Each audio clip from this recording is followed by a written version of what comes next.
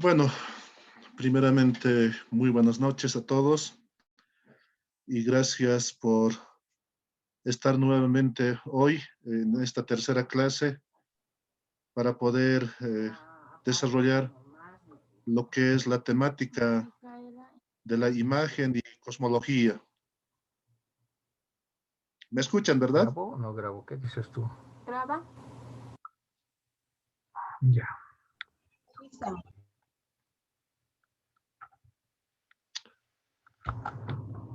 ¿Se escucha, verdad, lo que hablo?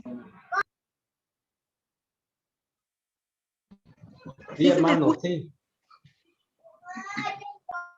Bueno.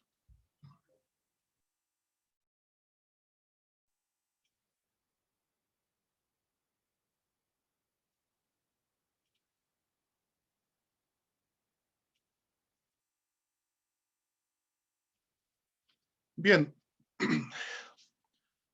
Durante la hora y media que nos queda, quisiera desarrollar lo que es esta temática muy importante y redundantemente debatido en el mundo académico y a la vez en el mundo popular también, ¿no? Hay interés desde las personas eh, de la comunidad, de las ciudades, hasta estudiosos de la imagen, de la iconografía, de los símbolos y todo este cuerpo en su conjunto lo vamos a denominar imagen. Incluso la imagen podía dividirse en dos partes, ¿no? Lo que es la imagen dinámica y la imagen estática. Lo que nosotros vamos a desarrollar esta noche es precisamente la imagen estática que está representada sobre los diferentes objetos, cuerpos humanos. En realidad llamamos soportes materiales en las que están envueltas esas imágenes que realmente han causado muchas dudas y muchas incógnitas a las cuales no se ha podido responder hasta el día de hoy. Entonces, hemos puesto este nombre de imagen y cosmología precisamente porque cada pueblo en su particularidad desarrolla y desenvuelve imágenes muy propias de acuerdo a su cosmovisión. Entonces, estas imágenes son prácticamente los que van a dar individualidad, identidad a las personas. Y de la misma manera, los objetos van interconectados con este tipo de imágenes para expresar un universo que está representada de manera paralela, digamos, ¿no? O de manera espontánea. Es decir, existen múltiples imágenes que están representadas de una forma aglutinada, es decir, hay imágenes que tienen referentes o distintos referentes que se aglutinan, que se reúnen en una sola estructura iconográfica. Entonces, ese tipo de construcciones o fabricaciones de la imagen es la que precisamente vamos a poder un poco conocer durante esta clase, charla que estamos efectuando.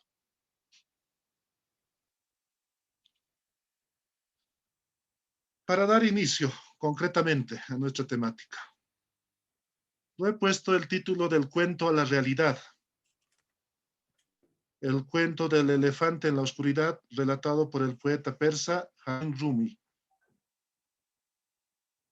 Muchos de ustedes deben recordarse o deben conocer este relato. En realidad, había un pueblo, seguramente en la antigua Persia, y donde la gente o la población local no conocía la imagen del elefante. En sí no conocían al animal, ¿no? O la forma del animal. Entonces, en una de esas, ciertos viajeros que tenían que atravesar por esa población, eh, llegan casi, cayendo la noche y los pobladores de ese pueblo se percatan de la llegada de esos viajeros junto a su elefante. Entonces, estos pobladores salen pues a modo de curiosear qué es lo que había llegado a su pueblo. Entonces, eh, el poeta nos relata de que habían 6 personas, los que eran los curiosos del momento, y entre los 6, prácticamente por turnos, van a palpar al cuerpo del elefante, ¿no? El primero que palpa es justamente el que toca la trompa del elefante. Y los compañeros que estaban esperándole, sus compañeros en este caso, le preguntan qué es lo que había tocado. Y él responde, yo he tocado, dice, una pipa de agua, o es parecido a una pipa de agua, decía, ¿no? Luego el segundo que toca la oreja del elefante. Y lo preguntan sus compañeros, ¿qué es lo que había tocado? Él menciona de que había tocado un abanico. El tercero ha ido a tocar el colmillo del elefante y le preguntan sus compañeros y lo responde que él había tocado un sable de colmillo. Luego el cuarto toca la espalda del elefante, el lomo en este caso, y sus compañeros le preguntan qué es lo que había tocado o qué es lo que había tanteado en la oscuridad. Y le responde de que había tocado uno parecido al trono, es decir, ¿no? Donde se sientan los reyes. El quinto había tocado la cola del elefante y le preguntan sus compañeros y responde, ¿qué es lo que había tocado? Y responde, que él había tocado una serpiente emplumada. Y el último, el sexto, toca las patas delanteras del elefante y sus compañeros le preguntan qué es lo que había tocado. Y responde que él había tocado columnas, ¿no? De un edificio, de una construcción. Entonces, la pregunta es, ¿cuál de estas 6 personas que han tanteado al elefante tiene la razón o la verdad? Alguien que me diga, por favor, o responda.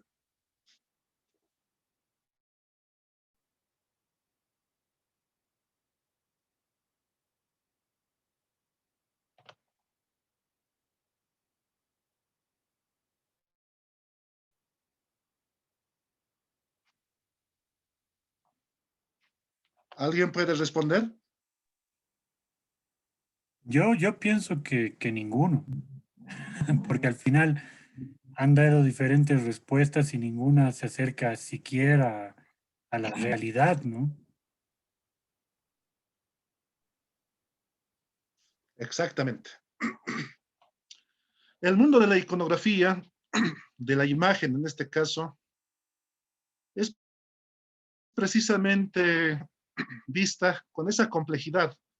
Hay estudiosos de la estética, estudiosos de la historia del arte, estudiosos de la semiótica, estudiosos de la antropología del arte, de la arqueología.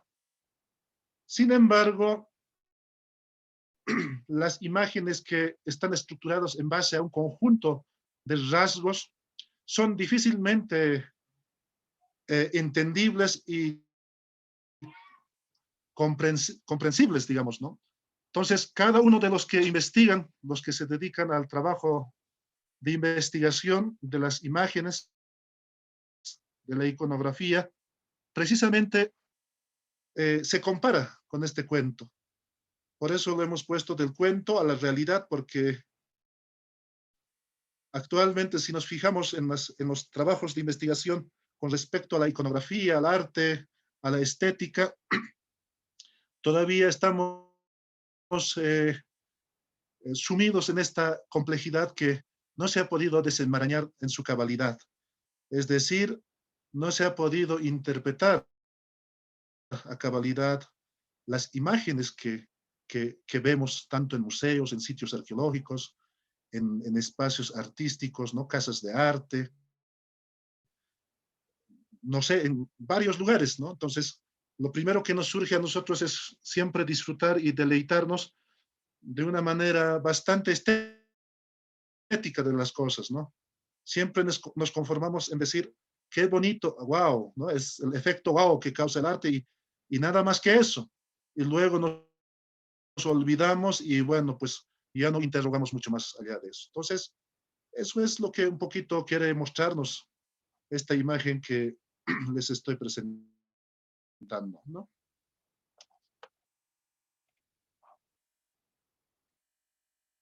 La privatización de la mirada moderna es para el universo de las imágenes un factor de anemia. Es un complemento al anterior. Prácticamente hemos llegado a un mundo donde todo tipo de imágenes, sin importar ni el espacio, ni el tiempo, y la sociedad que los haya producido, se generaliza de manera uniforme, homogénea en este caso, ¿no? Entonces las miradas prácticamente se vuelven eh, eh, muy individualizadas, es decir, hay un solipsismo total y absoluto en la mirada de las imágenes. Entonces, de ahí viene de que cada persona o cada grupo dice, ¿no? O sea, grupos de estudio en este caso, no me refiero a los grupos culturales. Entonces, siempre hay ese efecto, ¿no? Que dice, ah, según mi parecer, podría ser esto, según el otro dice, según su parecer, podría ser aquello. Entonces, la mirada moderna, que sabemos que tiene su génesis, su origen, ya prácticamente en los años 1400, donde prácticamente las antiguas formas, digamos, de representar las imágenes de la Edad Media eran un símbolo que solamente tenían que mostrar, digamos, a Dios y a los creentes de Dios, ¿no? Era como una especie de textos donde tenían que cristianizar, donde tenían que canonizar prácticamente a esas sociedades para que luego se conviertan en creentes, ¿no? Sin embargo, cuando nosotros, eh, de acuerdo a las investigaciones, vemos de que después de la llegada de la colonia prácticamente hay este efecto moderno de mirar ese universo de las imágenes, ¿no? Entonces, la mirada moderna prácticamente ha subalternizado, en otras ocasiones ha negado prácticamente la existencia de estas imágenes bajo el, el concepto de extirpación de idolatrías, porque todos pensaban que los indios se comunicaban a través de estas imágenes y que estas imágenes eran vías, digamos, de acceder a los ídolos, es decir, a ese sistema de creencias que estaba establecido a través de sus materialidades. Entonces, lo que hacen es de manera forzada, o bien ocultar o bien destrozar todo sin que quede ningún vestigio, ¿no? Entonces, ha existido una sobreposición, un sobreposicionamiento de estas miradas sobre las miradas auténticas de las culturas andinas, y no solamente andinas, sino de todas las culturas que han sido colonizados, ¿no?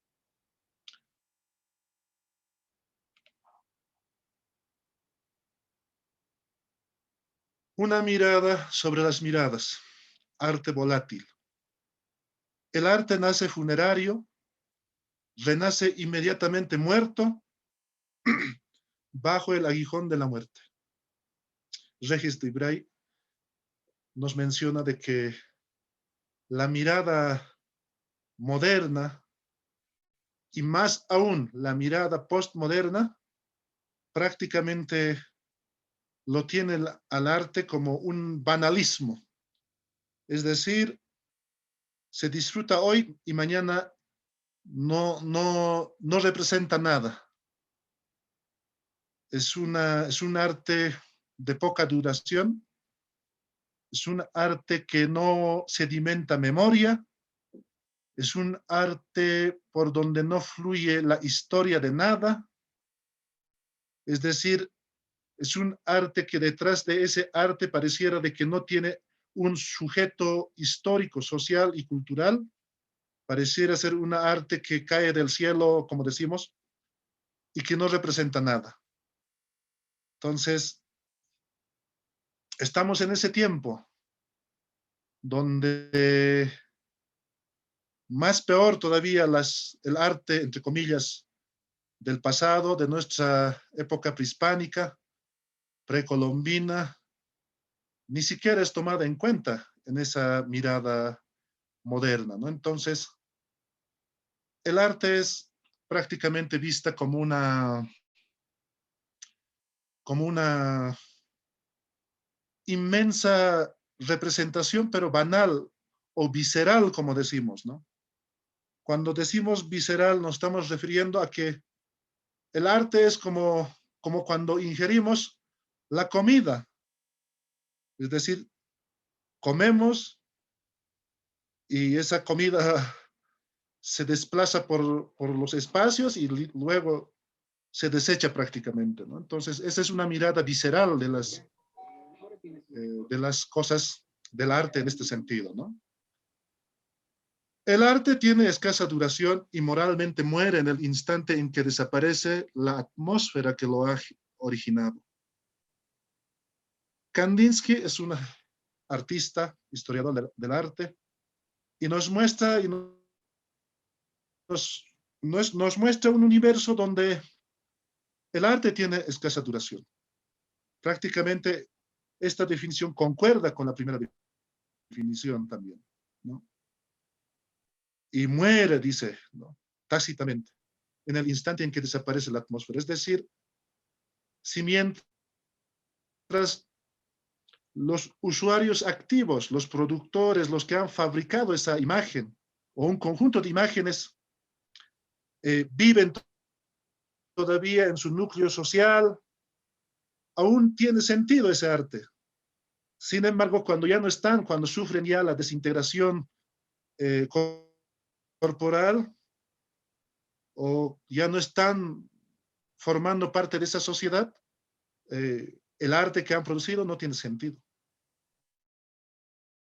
Pierde prácticamente toda la exquisitez que seguramente se practicaba mientras existían las personas que han producido ese arte, ¿no? Y el tercero, el arte auténtico, solo habla callando. Y la experiencia estética no se da, sino como negación de todos aquellos caracteres que habían sido canonizados en la tradición ante todo el placer de lo bello, ¿no? Giannini Battimo es un filósofo, ¿no?, italiano, y él hace esta mirada sobre el arte auténtico y no auténtico, podríamos decir. Entonces, si bien el arte auténtico está enraizada en las costumbres, en las reglas, en las formas de comportamiento, en sí, en la cosmovisión de una sociedad. Entonces, ese tipo de arte prácticamente en este nuevo mundo voraz en sí y muy, muy veloz en cuanto al consumismo, y el arte no queda fuera de eso, de esa lógica voraz, ¿no? Entonces, el arte auténtico prácticamente está aislada y arrinconada, como alguna vez hemos mencionado, en un museo, en, una, en un espacio donde prácticamente se lo disfruta como un objeto estético, donde, donde los que van a observar o donde los que van a estudiar solamente se complacen con el placer de la belleza, de la estética y nada más que eso. Y ya no se ve al arte en su plenitud, ni se ve eh, de cómo prácticamente el arte se ha creado. Si vemos el modus operandi, digamos, de cada producción y reproducción de este arte, ya no se ve ningún tipo de hilo que conecte con la sociedad del presente. Entonces, de esa manera solamente el arte auténtico es visto como algo bello, ¿no?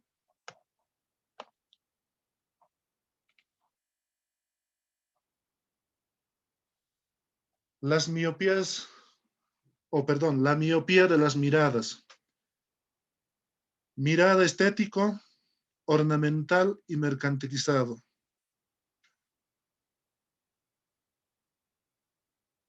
Si bien ya por el siglo XVIII, XVII y XVIII, donde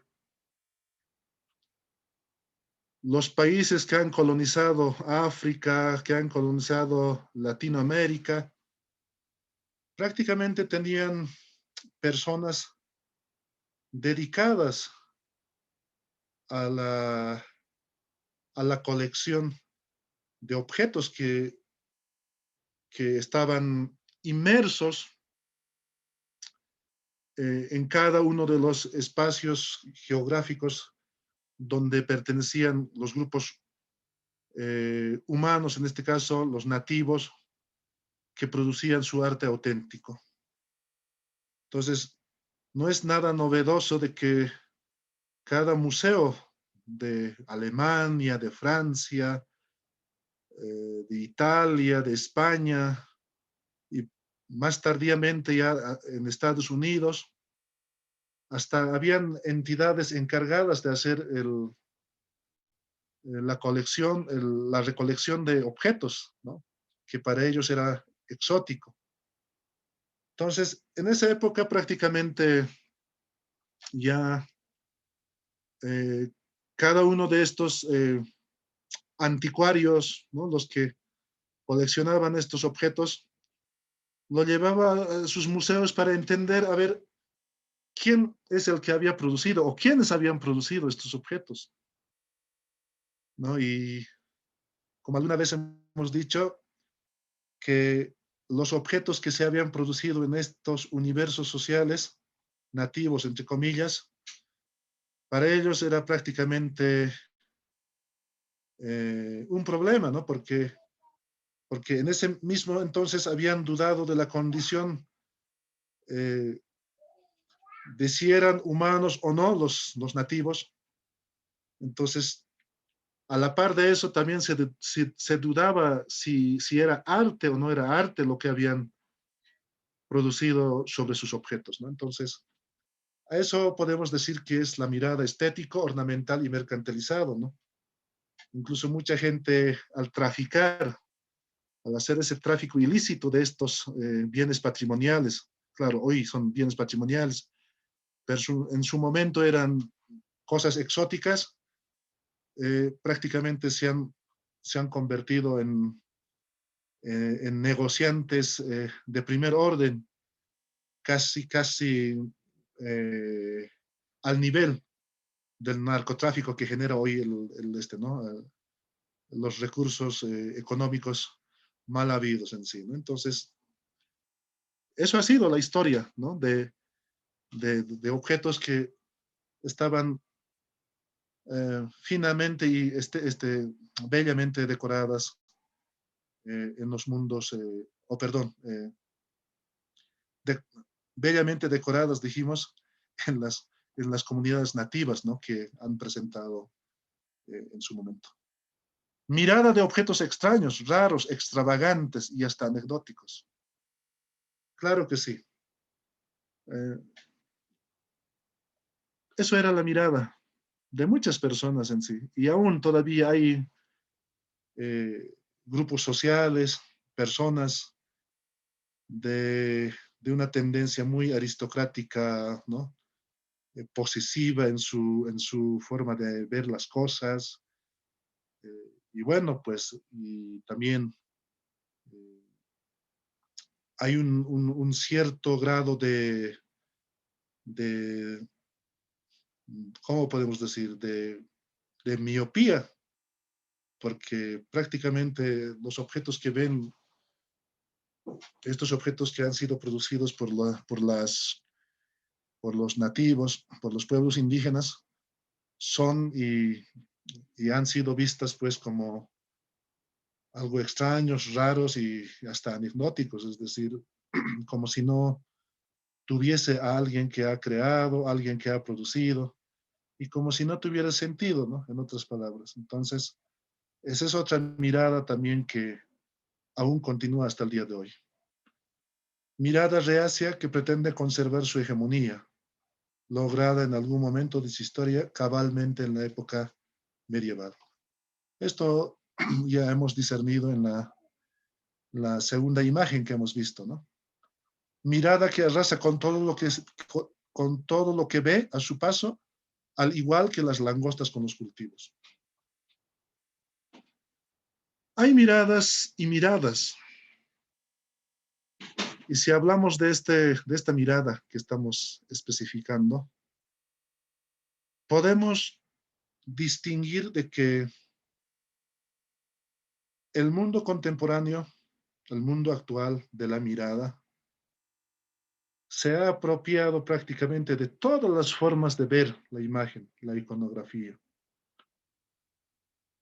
Entonces, en esta tendencia de, de, de apropiarse las miradas, se vuelve en una sola. Ya no se posibilita la mirada a esas multiplicidades, ya no se posibilita la mirada múltiple de las iconografías. Entonces, el discurso que se genera a partir de esa mirada única, homogénea, es la que se imparte entre todos. Y eso es lo que se cree como si fuera ya una interpretación, una mirada única y verdadera. Entonces, prácticamente, más que ver la realidad, nos han enseñado y seguimos aprendiendo las miradas inventadas.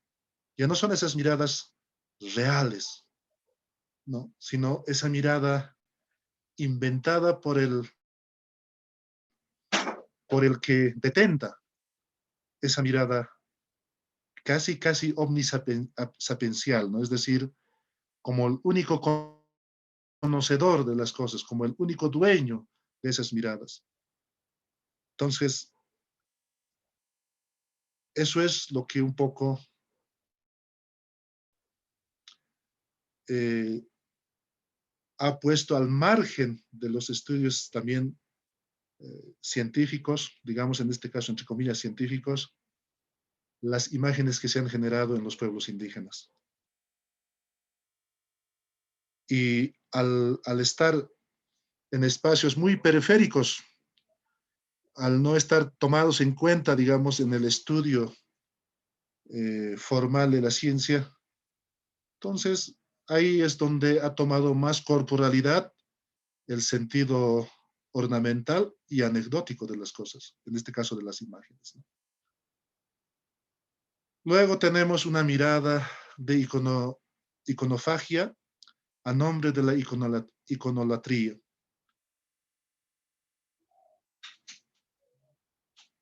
Está claro que cuando hablamos de la iconofagia estamos hablando de que hay justamente ese círculo productora de estas miradas únicas se apropia nuevamente de las imágenes, eh, subvirtiendo, aislando y convirtiéndole absolutamente eh, periférico e incluso extrayendo de la memoria misma de las personas. Han llegado a ese grado de deshacerse de estas imágenes, porque seguramente ellos entendían y entienden de que las imágenes son prácticamente eh, potenciales en cuanto a aglutinar una información casi, casi infinita de las historias de vida de cada pueblo. Enseguida vamos a ver esa parte, ¿no? Entonces, de esa manera han generado ese ambiente, esa atmósfera y han naturalizado ese pensamiento de la iconofagia, es decir, que ninguna de esas imágenes tendría sentido. En otras palabras, así muy sencillas, vamos a decir, han enseñado a que los mismos productores de esas imágenes eh, se avergüencen o prácticamente se alejen y que en su vida diaria y ceremonial no tenga sentido. Es decir, lo han convertido en cosas que no tienen sentido. Y así se lo ha creído también el que produce esta imagen, ¿no? Entonces, todo eso a nombre de la iconolatría. Es decir, eh, trataban de representar las imágenes que estaban portando y eh, uh, representar esas imágenes sobre las imágenes que en algún momento las culturas, las sociedades indígenas han creado en sí, ¿no? Entonces, tratar de sobreponer eso, ¿no? Es una iconolatría donde ya la creencia tenía que haber fluido ya a otro tipo de sistema de creencias, tiene que conectarse ya con otras cosas, pero menos con la suya, con la propia, ¿no? Entonces, de esa manera se ha tratado, digamos, de desligar al sujeto productor de estas iconografías, de estas imágenes, eh, de su objeto de representación, ¿no? En este caso, cualquier soporte que puede ser cerámica, textiles, etcétera, etcétera. Así, en la lejanía temporal, en el exilio espacial, en la destrucción de los puentes, el objeto real se ve en el espejo del futuro y se impone ver totalmente nuestro ver, es decir, el ojo occidental. Pienso que este párrafo resume todo lo que hemos descrito los anteriores. Es decir, lo que hoy se impone es nuestra mirada. Y cuando digo nuestra mirada, tal vez lo asocio esta mirada con una mirada occidental, ¿no? Como dice Debray. Entonces, es una mirada que, como hemos dicho, se apropia y cree tener todas las estrategias, las técnicas y las metodologías de haber deshilvanado, de haber entendido, de haber descifrado eh, el significado, el simbolismo y la representación, incluso la funcionalidad, obviamente, de todas estas imágenes, ¿no? Cuando en el fondo volvemos a esa imagen del elefante, ¿no? No, ni siquiera se aproxima a la realidad. Y por último, tenemos esta etnia y arte. Es una paradoja, un dilema pero más que eso es una realidad. En nuestros días, es decir, en el presente, incluso los mismos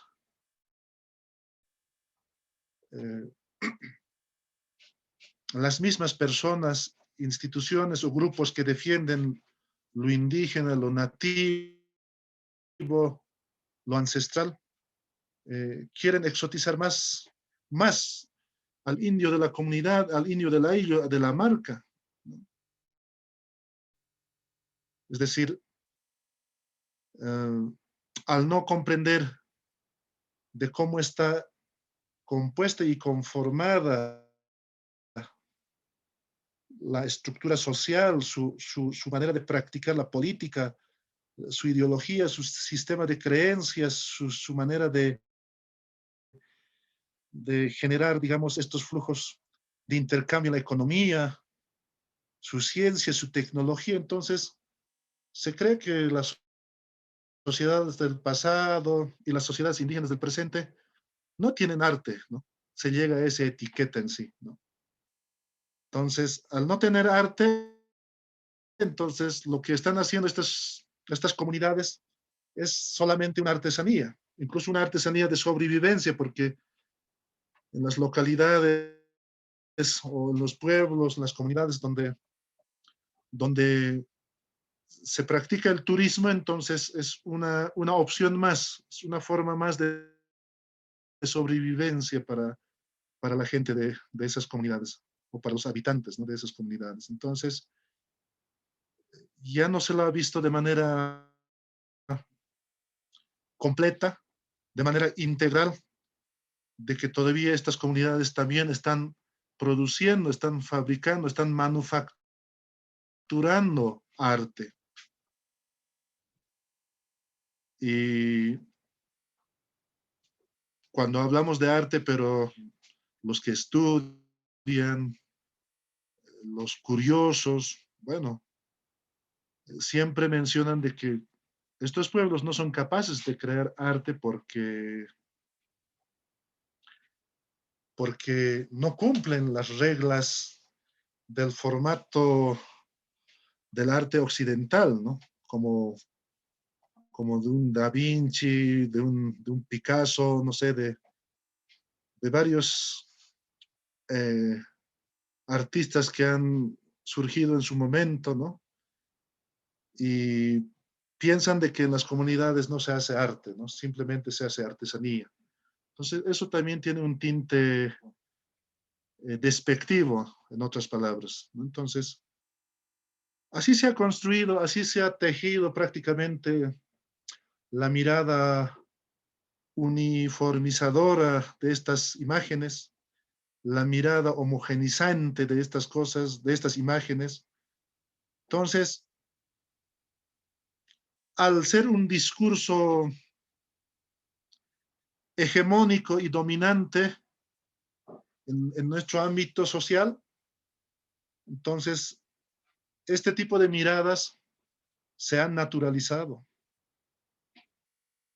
Y los que no nos damos de cuenta, seguramente lo aceptamos y lo reproducimos también, este tipo de mirada, ¿no? Entonces, lo que hay que hacer un poco es, antes de congraciarnos con algún investigador o de estar en su misma línea de investigación, entonces lo que hay que hacer es acudir a la fuente misma. Y esa fuente está justamente en los museos, está en las comunidades. Solo así, entendiendo la imagen, la iconografía, en el marco de las sociedades, de las marcas que han producido, vamos a poder desentrañar la verdadera historia o la verdadera representación a la que estaban destinados los objetos, los soportes que estaban envueltos con las imágenes y estas iconografías, ¿no?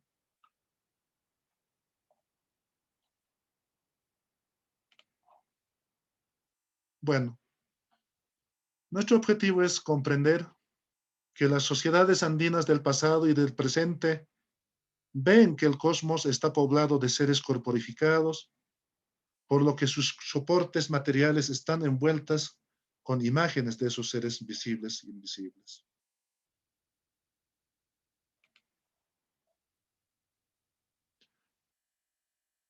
Como hablábamos en la charla anterior, los habitantes de este universo están constituidas, están conformadas por los seres visibles y los seres invisibles.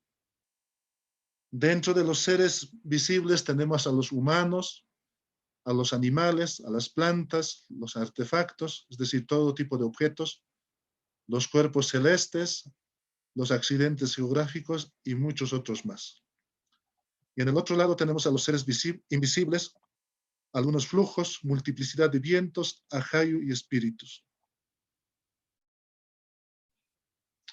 Creo que no tenemos mucho problema en entender, en comprender la constitución corpórea, física de los seres visibles. Sin embargo,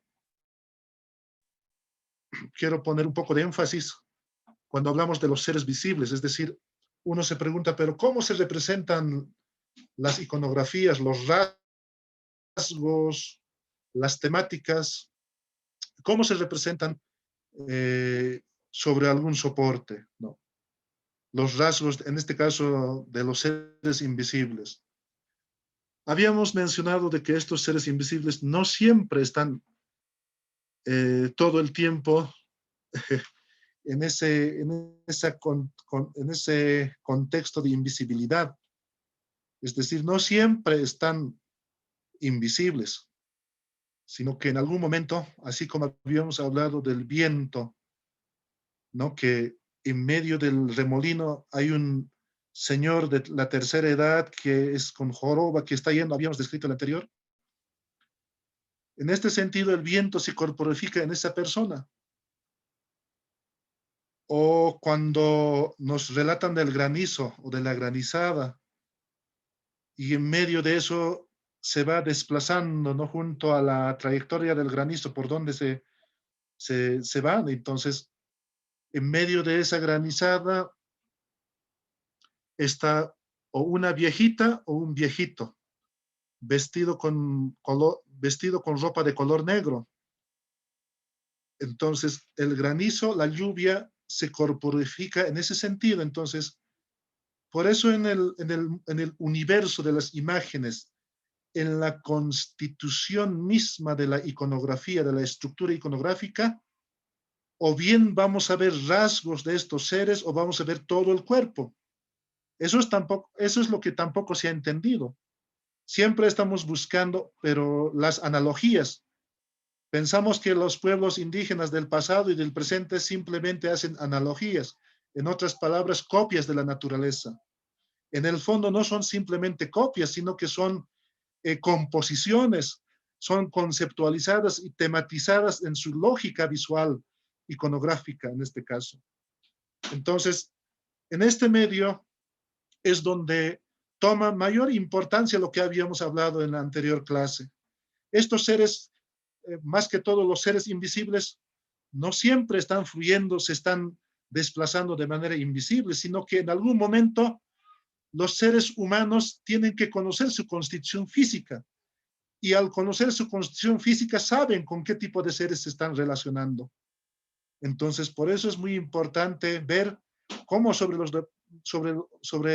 los diferentes soportes materiales como la cerámica, los líticos, los textiles, se van presentando este universo de seres, tanto visibles e invisibles, en combinación, o si no, solamente seres visibles o solamente seres invisibles, ¿no? Entonces, ese es el universo que da la fuente, digamos, la fuente de representación a los artistas, a los que se dedican o se encargan de representar a través de las imágenes, ¿no? Entonces, todo lo que vamos a describir a continuación justamente se desenvuelve en ese universo. Un universo que no ha sido comprendido en este sentido. Si bien en este momento estamos dando algunas posibilidades, algunas pautas de entender esto es porque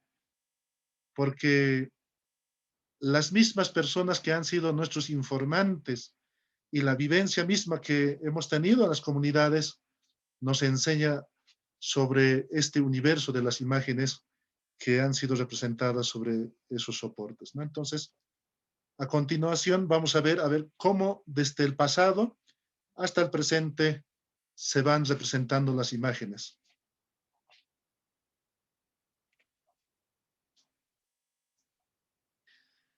Imágenes del formativo.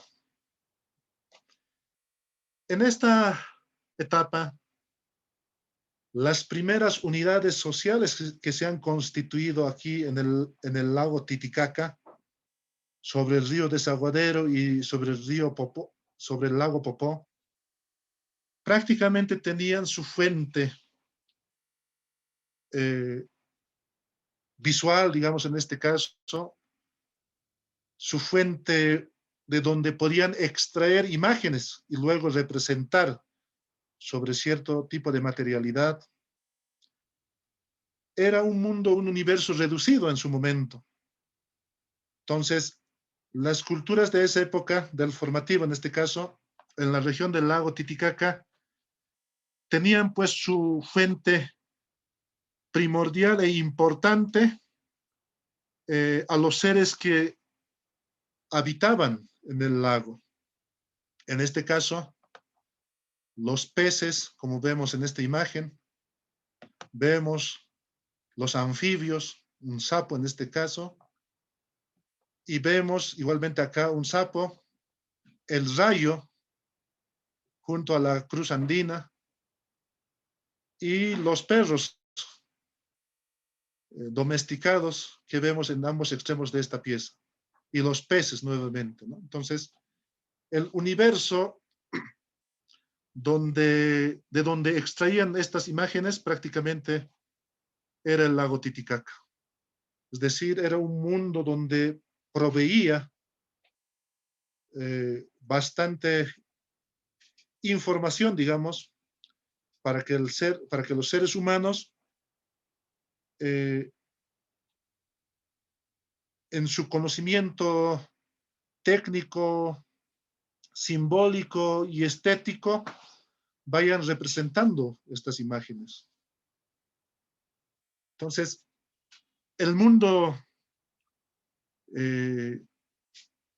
social, digamos, de las unidades sociales del formativo, estaba basada justamente en desplegar estas imágenes que salen del lago Titicaca. Y como vemos en esta imagen, ¿no? Es decir, en los 4 extremos del lago Titicaca hay similitud de imágenes que se han representado en el periodo formativo en sí, ¿no? Entonces, es un periodo amplio, ¿no? Que viene desde el año 1500 antes de Cristo a 400 después de Cristo. Obviamente tiene sus divisiones internas, pero no vamos a complejizar eso, ¿no? En este momento. Lo vamos a entender de manera general lo que es el formativo en sí. Entonces, como pueden ver, estas imágenes ya están mostrando de cómo se adquiría primero los soportes. Seguramente los soportes extraían de una fuente de extracción, de una cantera. Luego seguramente han trasladado eso hasta la aldea, hasta la comunidad donde habitaban.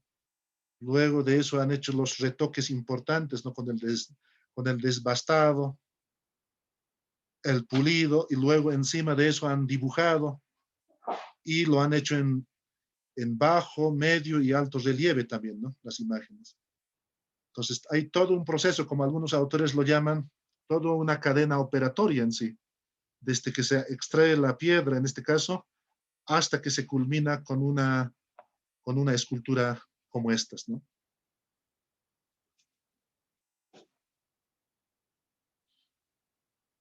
Hablamos de las imágenes de Tiwanaku.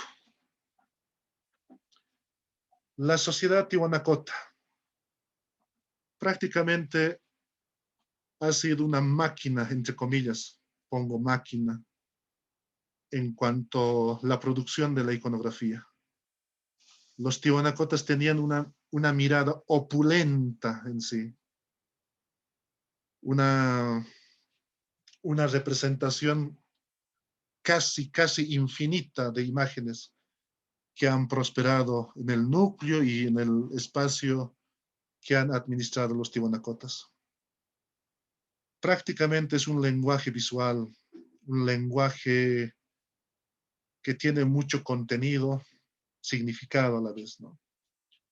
Y antes de describir estas imágenes que estamos viendo, quiero hacer un paréntesis. Y donde justamente los investigadores que hacen investigación de la iconografía tiwanacota, lo primero que hacen es preguntarse, ¿qué significa esta imagen? Y tal vez sea natural, ¿no? O normal el preguntarse sobre el significado de estas imágenes, ¿no? De estas imágenes que vemos. Pero lo que no han entendido es que nunca se han preguntado, pero ¿cómo? Es decir, el cómo significan estas imágenes. Entonces, lo que yo voy a, cerrando el paréntesis, lo que yo voy a describir es el cómo podemos llegar al significado de estas imágenes y no directamente preguntarnos qué significa. Porque cuando nos preguntamos el qué significa, llegamos a conclusiones muy apresuradas y poco reales y a la vez muy distorsionadas. Y cuando más bien nos preguntamos el cómo significan, por lo menos nos deja la duda, ¿no? Es decir, podemos seguir investigando en el tiempo, pero sí nos aproxima a una realidad, ¿no? Aunque no va a ser el reflejo de una realidad exacta, pero una aproximación. En este caso, este es el cuerpo del monolito Bennett, y en esta corporalidad podemos ver, pues, un universo completo de las imágenes. Cada una de estas imágenes, llamadas motivos, diseños, con el nombre que se conozca, tiene su lugar, ocupa un espacio. Y este panel, este soporte está preparado justamente para eso. No hay ninguna imagen que esté flotando. Es decir, ninguna imagen sin sentido. Es una construcción bastante simétrica, pero a la vez un universo de imágenes que representa de manera simultánea al mundo también. ¿Qué quiere decir cuando digo de manera simultánea? Quiero mostrar, por ejemplo, aquí, esta imagen tiene una máscara, tiene un cuerpo humano, pero una máscara de cóndor, tal como vemos aquí. Hay otras imágenes, por ejemplo, aquí la cabeza del el sol, en este caso, decimos así. El viracocha, tal vez mal llamado viracocha. En las últimas investigaciones se lo conoce como el Wilcatata, Padre Sol, ¿no? Aquí vemos una llama, por ejemplo, muy asociada a los vegetales. Tenemos imágenes aladas, por ejemplo. Tenemos otras imágenes, por ejemplo, acá en el fondo, aunque no se nota muy bien. Y así podemos ir describiendo toda la representación de estas imágenes, ¿no? Entonces, cuando vemos ya la composición de todas estas imágenes que están plasmadas sobre esta escultura, nos damos cuenta de que está conceptualizada. Es decir,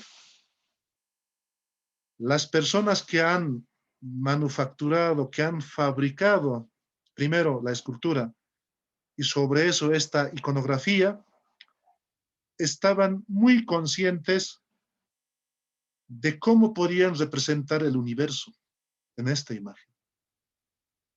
Y al representar este universo sobre la corporalidad del monolito, de la escultura, también estaban conscientes de que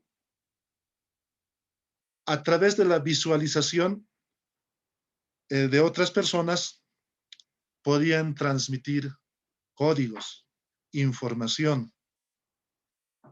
Y en este sentido se convierte también en un soporte, en un conjunto, digamos, de imágenes que están plasmadas ahí, pero que ayudan a enseñar, a transmitir el conocimiento, a pedagogizar. Cuando vemos estas imágenes sobre la corporalidad de esta escultura, de hecho que no vamos a disfrutar solamente como una belleza, una estética, ¿no? Sino que ahí está prácticamente en cada franja, está sedimentada la historia. En otras palabras, incluso yo me atrevería a decir de que está sedimentada ahí la memoria de estas sociedades que han plasmado estas imágenes en su momento, ¿no? Entonces, es así de complejo cuando vemos las imágenes que están aquí enfrente de nosotros, ¿no? Extrayendo, por ejemplo, de esta escultura, estas imágenes como esto, la complejidad, por ejemplo, en la representación facial en este caso, ¿no? Que está cubierta con una máscara de cóndor. Entonces, ahí surge de manera inmediata el concepto de transformación, lo que decíamos la otra vez, cómo el zorro se convierte en un humano y el humano a la vez nuevamente se contratransforma, digamos, en zorro, ¿no? Entonces, en las imágenes ya del pasado y sobre todo de la época Tiwanaku, se ve esta misma lógica, pero materializada en sí, ¿no? Aquí en la parte inferior, a ver, yo tengo una pequeña anécdota sobre esto, ¿no? Una vez eh, estaba trabajando como guía de turismo allá en Tiwanaku y un grupo de turistas franceses eh, me contratan por el servicio. Entonces me preguntan, ¿no? ¿Qué era esta imagen? Lo que vemos aquí del medio. Entonces yo les había relatado, como ahora les estoy comentando a ustedes, ¿no? Que es el Wilcatata. Pero ellos habían conocido más por Viracocha, ¿no? Pero cuando profundizamos la etimología, el significado de la palabra Viracocha, nos remite a Huirajocha. Y Huirajocha es un concepto que se ha acuñado principalmente en la época colonial, donde los indígenas tenían que tratar al patrón como Huirajocha. Se quitaban hasta el sombrero, los luchos para saludarla. Huirajocha, niñito, ¿no? Entonces, es un concepto colonial el de Viracocha. Y esa misma información yo les he transmitido a estas personas, a este grupo de turistas. Y al final, así, dialogando ya, se han convencido de que era el Wilcatata, ¿no? Y la anécdota justamente está aquí, ¿no? Si esto entonces es el dios Viracocha, entonces la cabeza que estamos viendo acá es pues la cabeza, la misma cabeza del dios Viracocha, ¿no? Que está aquí, ¿no? Entonces de ahí salía, en una imagen de la Puerta del Sol se ve pues varias cabecitas en el panel inferior, ¿no? Entonces cabecitas parecidas a estas que estamos viendo ahorita. Y de ahí yo les he mencionado de que, bueno, si era dios Viracocha, entonces en Tiwanaku eh, hasta los dioses se sacrificaban entonces, yo les decía, ¿no? Y se han quedado sorprendidos porque no entendían cómo hasta los dioses podían sacrificarse. En realidad, la cabeza que vemos acá es pues la cabeza, la misma representación del Wilcatata, ¿no? Pero lo real es que no solamente eh, en Tiwanaku, digamos, se sacrificaban siempre a los cautivos, a los que eran, digamos, los presos, ¿no? De una confrontación, de una guerra. Sino en Tiwanaku, la verdad es que se sacrificaba también a los mismos dioses, ¿no? y eso no se entiende todavía en esa magnitud, ¿no?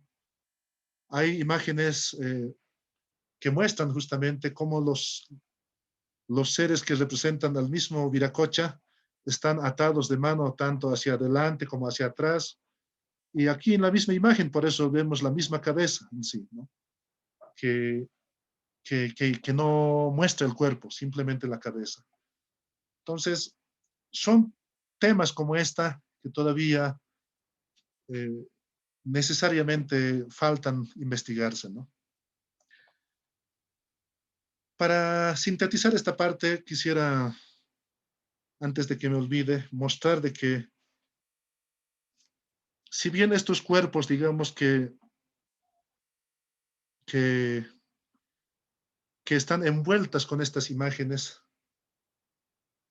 que tienen mucho significado, abundan y redundan, las corporalidades dinámicas, en este caso las personas, también estaban vestidas pues con una ropa que estaba envuelta con muchas imágenes, similar a estos monolitos en sí. Entonces podemos decir de que el cuerpo humano, si hablamos de la época de Tiwanaku sobre todo,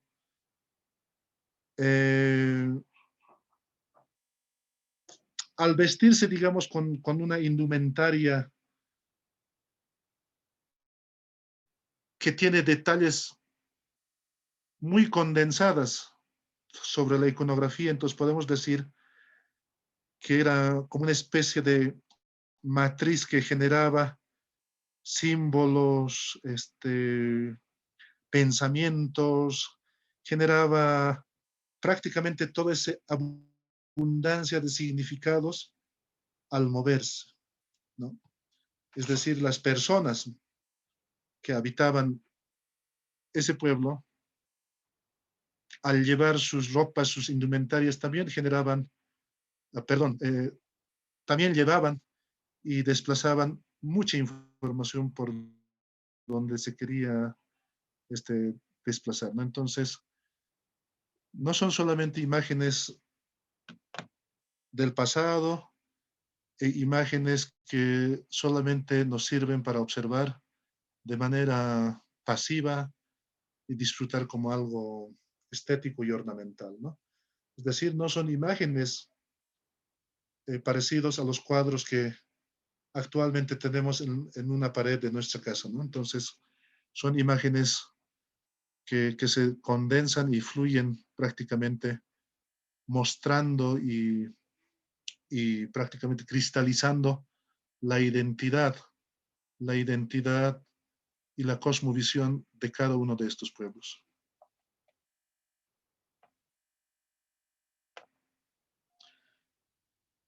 Ahora pasamos a comprender cómo estaba construido la iconografía de Tiwanaku. Y tenemos un apoyo bibliográfico para esto, de Manuel Constantino Torres, quien ha mencionado que habían 4 niveles significativos en la construcción de la iconografía de Tiwanaku. Lo más básico, lo más simple, digamos, entre comillas, simple, consistía en estos signos, ¿no? Eran líneas gruesas, delgadas, círculos concéntricos, es decir, estos signos prácticamente van a fluir pues de rasgo en rasgo, de tema en tema, y van a posibilitar crear diferentes unidades temáticas. Es decir, estos signos primarios van fluyendo a distintos lugares de una corporalidad, de una unidad temática. Entonces, en Tiwanaku, por ejemplo, existen contados prototipos de la iconografía. Sin embargo, al intensificar, digamos, el uso de estos signos primarios y en la forma en que están acomodando estos signos primarios aquí en las unidades temáticas o aquí en las narrativas temáticas, se van creando corporalidades únicas, con individualidades propias. A simple vista, este tipo de imágenes parecieran ser igualitas, muy parecidos, similares en este caso. Pero cuando analizamos a detalle, vemos que ninguna de estas imágenes es similar. Siempre hay variaciones. Entonces, podemos mencionar de que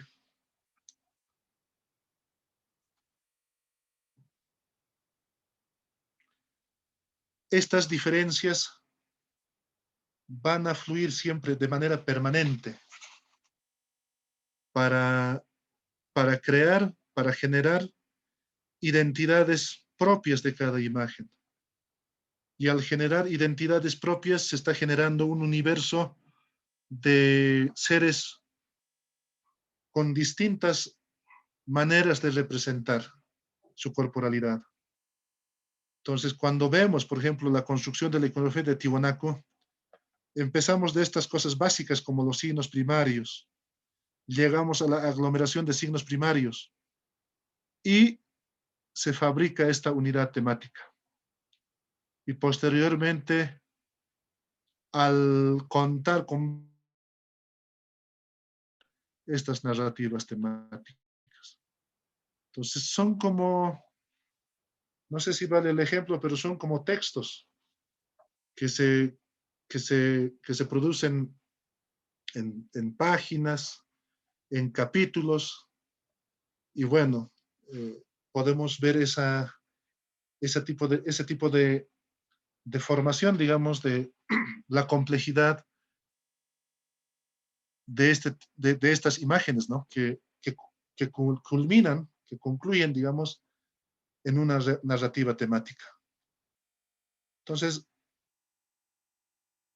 yo pongo énfasis en esto porque muchas veces no entendemos cómo opera, en este caso, el signo primario en relación a la aglomeración de signos, a la unidad temática, a la narrativa temática. Pensamos que son signos que son muy estáticos, que están simplemente hechas para representar cosas muy puntuales y nada más. Es decir, que no se mueven después a ningún otro lado, ¿no? Pero esta imagen, y de acuerdo a Manuel Constantino Torres, que ha sido un investigador realmente que ha aportado muchísimo en esta cuestión de la iconografía andina, estamos viendo, ¿no?, cómo se construye una imagen. Y basado, digamos, en este estudio, podemos proyectarnos a entender las imágenes de las sociedades posteriores, ¿no?, como de los incas, e incluso de nuestras sociedades contemporáneas, y sobre todo de las comunidades que están practicando todavía esta producción de las iconografías, ¿no?, de las imágenes.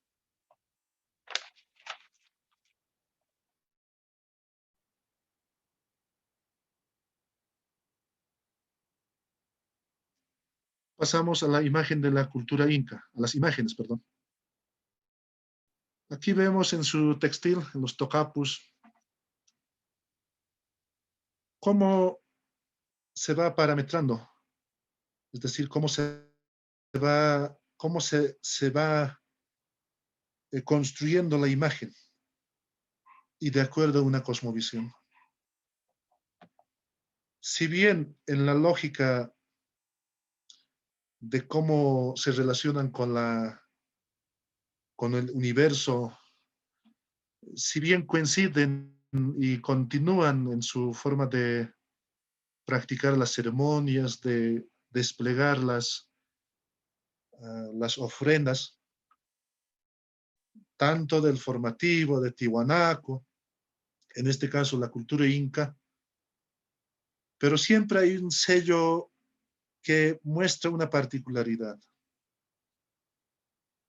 La organización de de las imágenes, en este caso, de cómo van componiendo un lenguaje visual, de cómo van componiendo esa estructura iconográfica.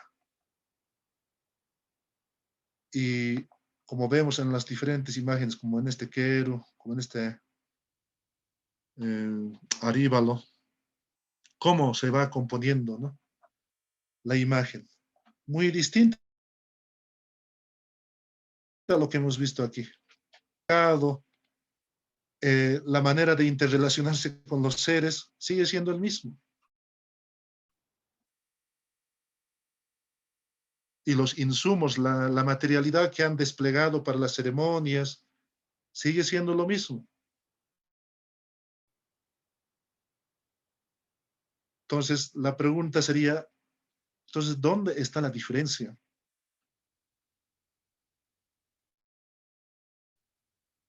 Estas imágenes muchas veces han sido elaboradas,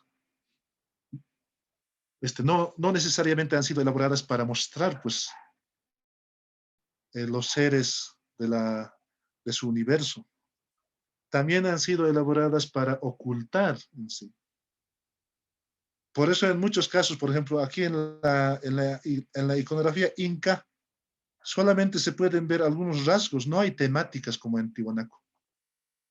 Cuando decimos temática nos referimos a este tipo de seres completos en este caso. Pero aquí son solamente rasgos como esto, ¿no? Signos primarios o como esta aglomeración de signos.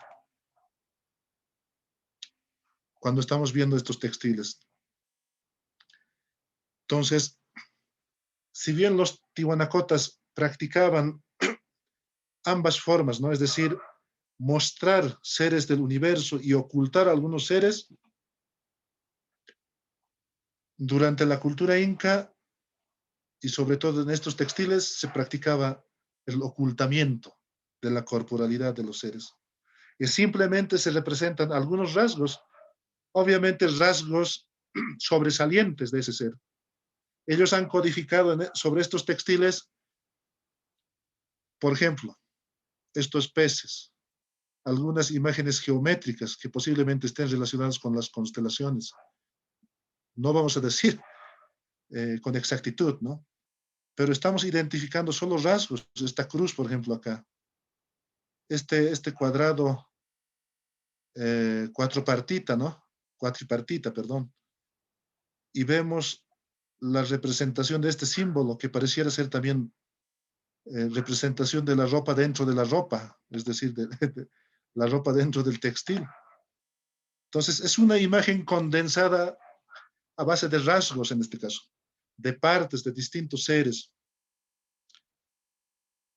Lo que tenemos que entender es que el artista, el iconógrafo, el que ha construido estas imágenes, estaba empapado, pues, de los conocimientos que tenía sobre el comportamiento de los animales, de las plantas, las formas. Entonces, lo que han hecho es memorizar todo eso. Y al memorizar han modelado las imágenes, ¿no? Tanto sean por partes o completas en este caso. Entonces, eso es lo que han representado como parte de esa composición visual, ¿no?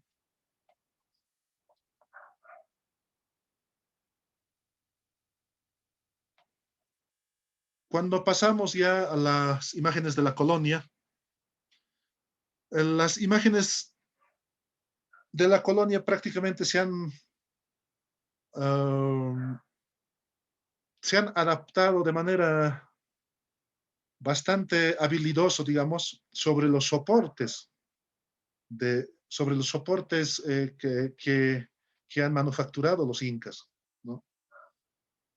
Digo habilidosamente porque los querus, por ejemplo, son pues de origen andino, ¿no? Se origina con Tiwanaku y se continúa con los incas.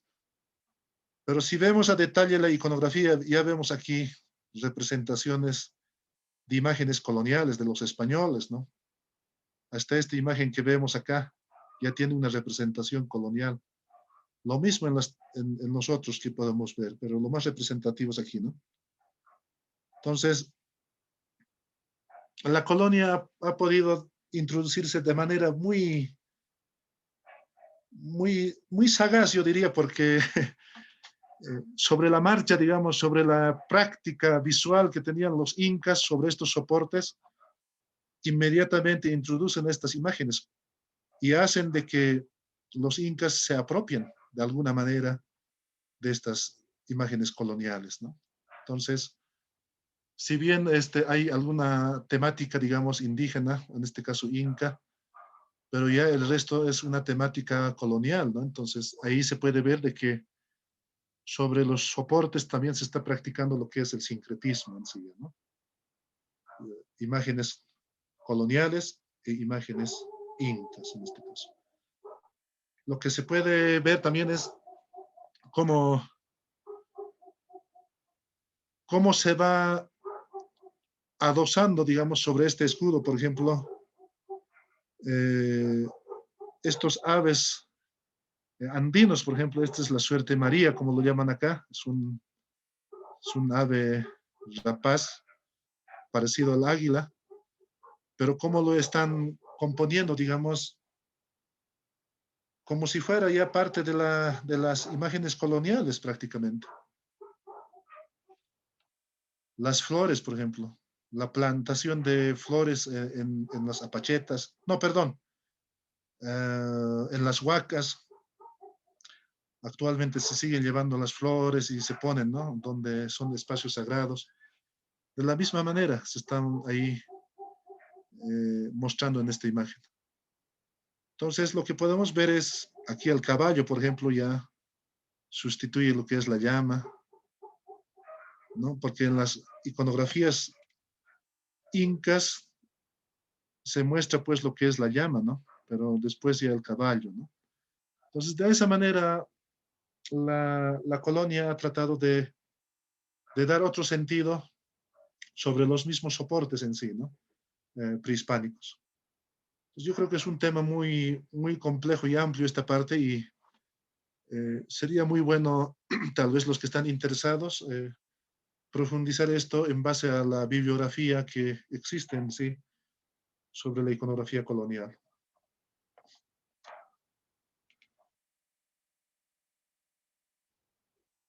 Vemos lo que son las imágenes del presente. Un poncho rojo de las comunidades de la provincia Omasuyos, aquí en el lago Titicaca, en el norte del lago Titicaca. El poncho Guairuro, que es igual de una región al lado sur del lago Titicaca. Los ponchos verdes, que son del lado del departamento de Oruro, aquí en Bolivia, que está muy cerca al lago Popó.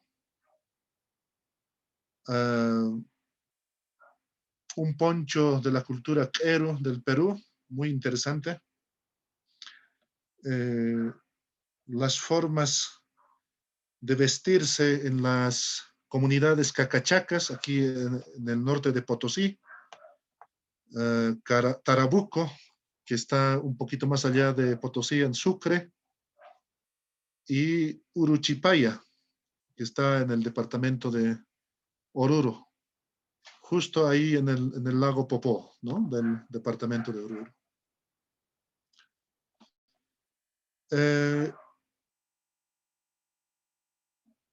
En la actualidad no hay muchos estudios, ¿no? Aunque se producen textiles, se produce alfarería, pero no hay estudios muy serios con respecto a la iconografía y en la forma en que se está transformando esta representación.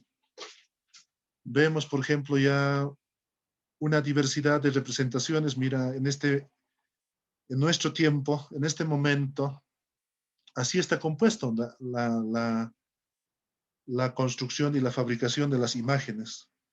Y cada imagen representa a un espacio geográfico, a una cultura, y son bastante legibles estas diferencias, estas particularidades. Por eso en la primera clase habíamos mencionado de que lo andino no necesariamente tiene que ser uniforme. Lo aymara mucho menos, lo quechua tampoco, porque cada región tiene sus propias particularidades. Y eso es lo que se expresa a partir de estas vestimentas que estamos viendo.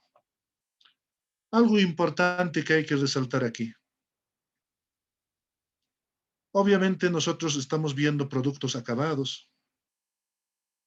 Es como ver un celular y no sabemos el que ha fabricado este celular, cómo lo ha hecho, es decir, cómo ha hecho su carcasa, cómo ha hecho, no sé, sus teclas, no sé, todos esos procedimientos técnicos en sí. No sabemos de cómo ha compuesto. De la misma manera, cuando vemos estas vestimentas, solamente estamos observando objetos, o perdón, cosas acabadas, textiles acabadas en este caso. Pero sería muy interesante y a la vez muy importante conocer toda esa cadena operativa, el modus operandi, como lo llaman otros investigadores, para saber de dónde proviene la fibra, cómo la han procesado, cómo, cómo se ha procedido al hilado, cómo se ha procedido en el tendido, en el telar, y cómo la tejedora o el tejedor va componiendo estas imágenes sobre los textiles.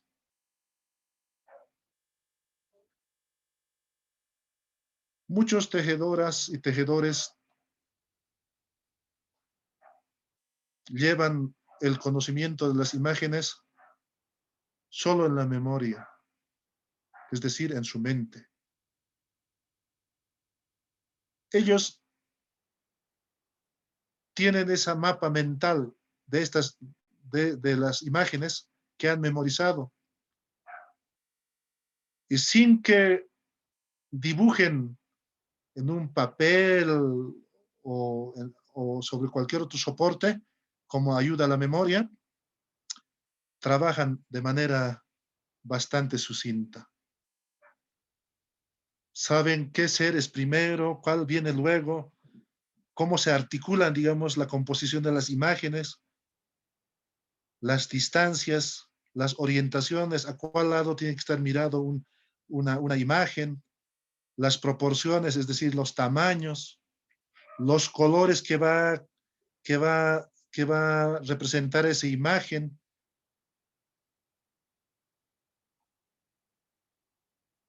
Cada imagen nace gracias a la memoria de esos tejedores y tejedoras.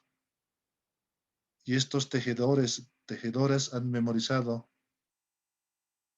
las corporalidades que fluyen, las corporalidades que están inmersas en su universo, seres visibles e invisibles. Y este es un lenguaje muy propio, un lenguaje, digamos, ceremonial y hasta cotidiano también, que han sabido plasmar sobre estas materialidades. Incluso cuando se trata, por ejemplo, del grupo de los espiritualistas, hay ciertas ropas que hacen manufacturar con hilados realmente sorprendentes. Tienen que ser hilos eh, que provienen de ciertos animales, o la fibra que proviene de ciertos animales y tiene que convertirse en un hilo especial. Y no solamente se hila hacia la derecha, como se hila para todo este tipo de vestimentas, sino que el hilado tiene que ser hacia la izquierda. Y eso tiene un profundo significado. Por eso es necesario conocer de cerca cómo se procede a la elaboración de un textil, a la elaboración de una cerámica, a la elaboración de de una escultura, de la cistería. Entonces, solamente cuando conozcamos las técnicas, los símbolos y las estéticas que fluyen desde la memoria de los tejedores y las tejedoras, vamos a aproximarnos a un, entre comillas, a un arte, pero que contiene mucho significado, mucha información, y a la vez este conjunto de, en este caso, vestimentas, son también los verdaderos archivos que registran información, que puede transmitirse de generación en generación. Entonces, tenemos que nomás reformular y replantearnos sobre las técnicas y las formas, en este caso de las metodologías, que nos permitan investigar todo este conjunto, todo este mundo de las imágenes que se han generado desde la época prehispánica hasta el presente.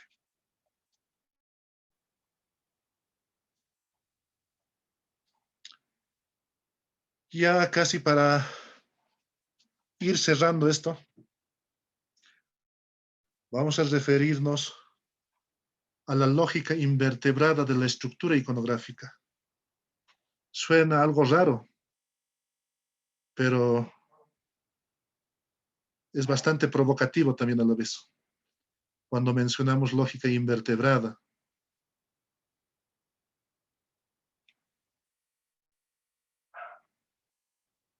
Vamos a leer de manera textual lo que se quiere transmitir con esta acepción.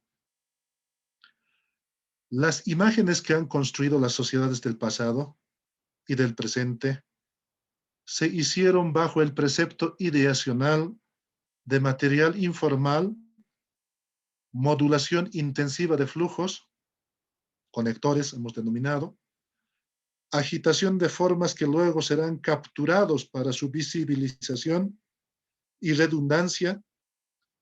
En este marco, los seres humanos y no humanos visibles e invisibles desempeñan un papel de matriz epistemológica para organizar la constelación de conceptos visuales que emergen de la cosmovisión de esas sociedades.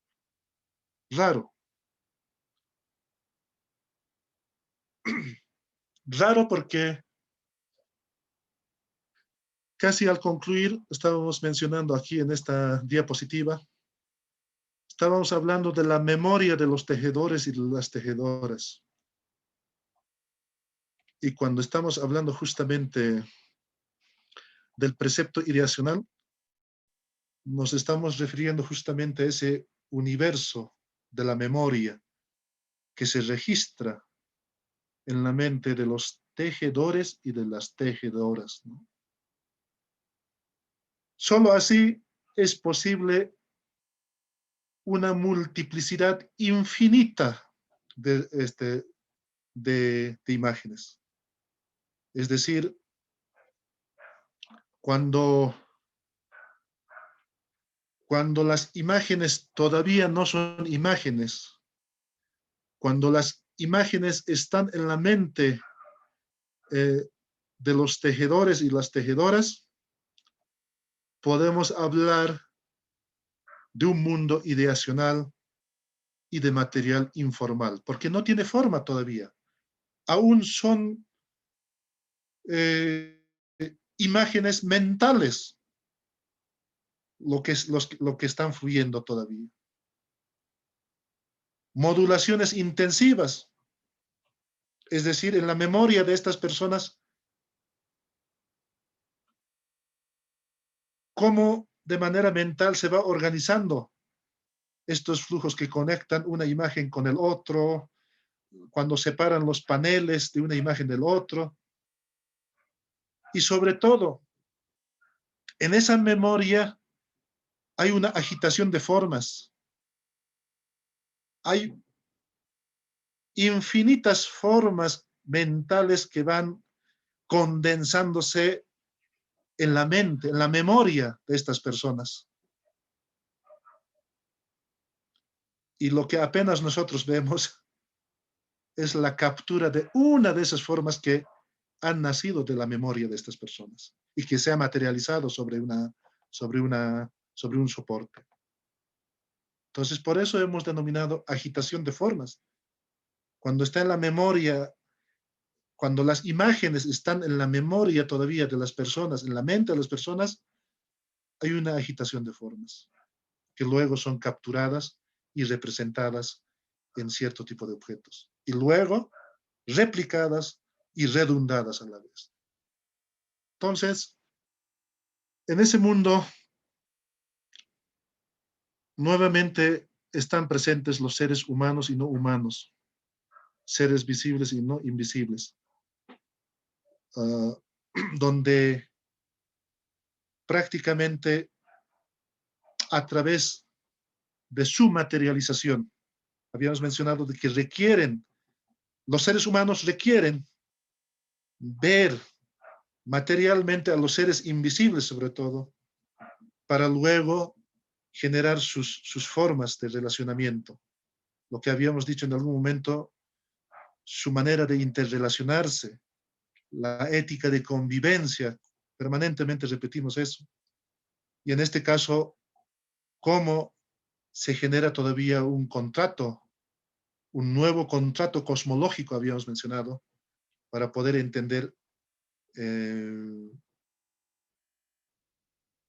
acompañamiento de estos seres visibles e invisibles en el arte, en las imágenes visuales o en la iconografía. Entonces, ese tipo de definición, digamos, hemos llegado cuando vemos acá, cuando leemos la lógica invertebrada de la iconografía, de la estructura iconográfica. Entonces, es como el agua que fluye por todas las grietas posibles. Así de inmenso e infinito es el arte, no solamente andino, obviamente todas las sociedades practican eso, pero el arte que hemos visto desde el formativo hasta las sociedades actuales está en esa lógica. No es un arte estético que permanentemente se está copiando o simplemente se practique un arte analógico. Lo que se ve, claro que se practica eso, pero lo que estamos mostrando acá es un arte compuesto, conceptualizado, tematizado, ¿no?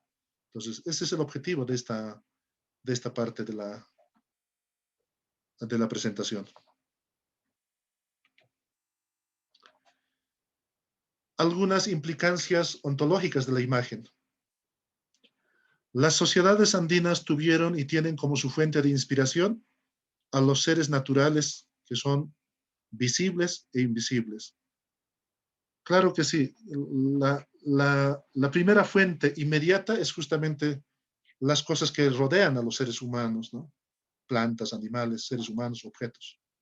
Y eso lo representan, cuando hay una representación sencilla, lo representan de manera analógica. Es decir, lo copian la imagen de una persona y lo materializan sobre algún soporte. Las imágenes producidas y reproducidas por las sociedades del pasado y como del presente materializan sobre la multiplicidad de sus soportes el diálogo entre todos los seres del universo. Aquí ya se está ampliando, digamos, esa fuente de donde provienen las imágenes, ¿no? Ya no solamente son ya los seres de la naturaleza, sino que existe ya una multiplicidad de soportes, ¿no? Donde se muestran imágenes visibles e invisibles en pleno diálogo en sí, sobre un soporte.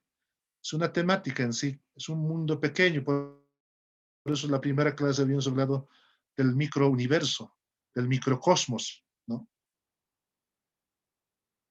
Los rituales micro, macro del pasado como del presente muestran y o visibilizan como una de sus experiencias más significativas que aglutinan varias artes expresivas, iconográfico, musical, coreográfico, para renovar el contrato cósmico. El arte que estaba preparado de manera puntual y específica para las ceremonias, por supuesto en la próxima y la última hablaremos de las ceremonias es el arte que se condensa. Cuando decimos condensa, mencionamos justamente a esa característica que hemos descrito de la imagen, de la lógica invertebrada, de la imagen o de la iconografía.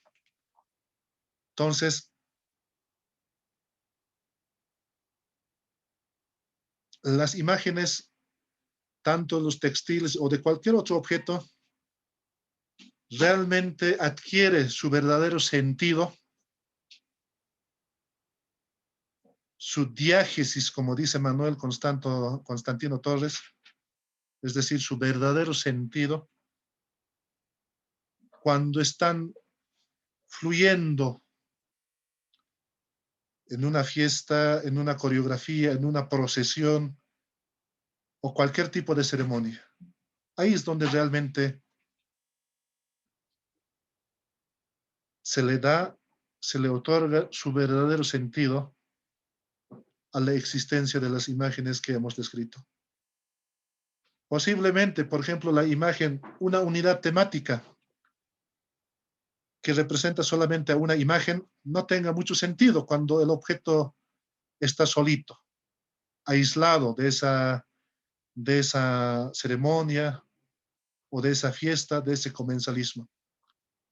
Pero cuando lo llevamos ese objeto a una fiesta, es como que la fiesta, como que el despliegue de las ofrendas, como que las coreografías, las procesiones, los cantos, la música, lo complementan y lo condensan. El verdadero sentido, el verdadero significado de esa imagen. Por eso es tan importante entender en su contexto y no de manera aislada. Todo está compuesto, nada no está aislado. Todo está en conjunto, nada está solito. Todo está en comunidad, nada está individualizado. Entonces, en estas implicancias ontológicas que nos están cuestionando y sobre todo nos están eh, planteando nuevas formas de investigación, yo creo que es algo inédito e incluso yo diría es un reto para cada uno de los investigadores, para cada uno de los que nos interesamos de entender el significado de estas imágenes, ¿no? No necesariamente tenemos que ser académicos, sino que también para cualquier persona, sea académico o no, es importante indagar este tipo de propuestas para causar y generar nuevas formas de investigación, nuevas formas de entendimiento de las imágenes. Finalmente, a modo de conclusión, nada no está cerrado, más bien recién estamos empezando.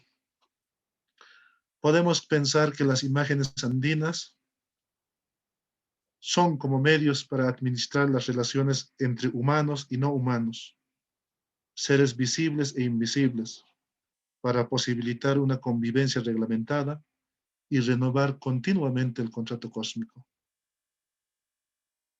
Quiero acabar mencionando lo siguiente. Hemos abundado, hemos redundado al mencionar seres visibles e invisibles. Lo hemos hecho porque la esencia, no solamente de las imágenes, como hemos visto hoy, sino en cualquier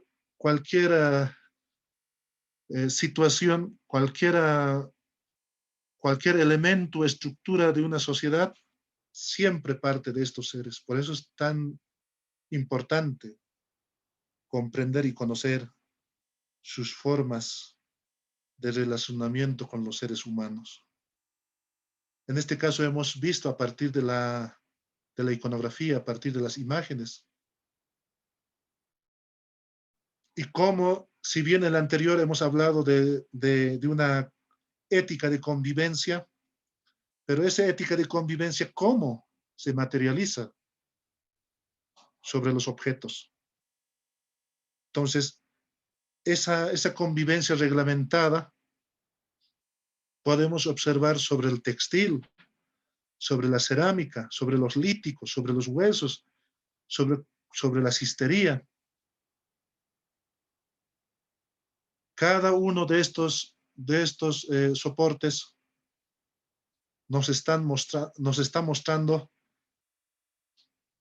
cómo los seres humanos van desenvolviéndose en su medio y en relación a estos seres también. Posiblemente estoy mostrando lo auténtico de lo auténtico. Por eso no he mencionado todavía la parte del sincretismo. Será eso otro tema de estudio. Personalmente no he profundizado todavía esa parte, ¿no? Desde la colonia hasta el presente. Sin embargo, he profundizado el estudio de estos seres, el estudio de estas imágenes, de cómo van fluyendo desde el formativo hasta el presente en sí. Entonces, tal vez también para algunos participantes de este diplomado parece tal vez muy, muy centrado en la cuestión muy, ¿cómo te puedo decir? Etnocéntrico, es decir, estudios que se basan netamente en lo aymara y del pasado y el pasado, cómo fluye en el presente de los aymaras. Bueno, es esa parte lo que justamente he profundizado en estas investigaciones, ¿no? Y de ahí que en estas presentaciones, disculpen la redundancia, en estas presentaciones podemos ver este universo compuesto de esta multiplicidad de seres, ¿no? Puedes Y por pensar. último, cuando, Ya, cuando mira, hablamos del contrato social, perdón, el contrato mira. cósmico, cuando hablamos del contrato cósmico, estamos hablando cómo se van regenerando nuevas alianzas, nuevas formas de convivencia, nuevas formas de entendimiento, nuevas formas de relacionamiento, nuevas formas de generar equilibrio, simetría entre todos los seres que conviven en ese universo. Con esto he terminado esta parte y, como siempre, damos paso a las Me gusta consultas. cómo Muchas gracias. pone sus pensamientos. El filósofo David Choquehuanca.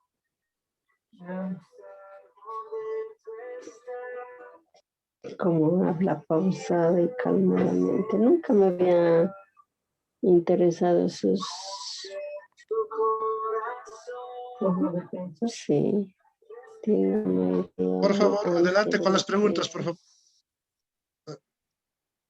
Ay, no, Adelante con las nunca preguntas. termino sus preguntas.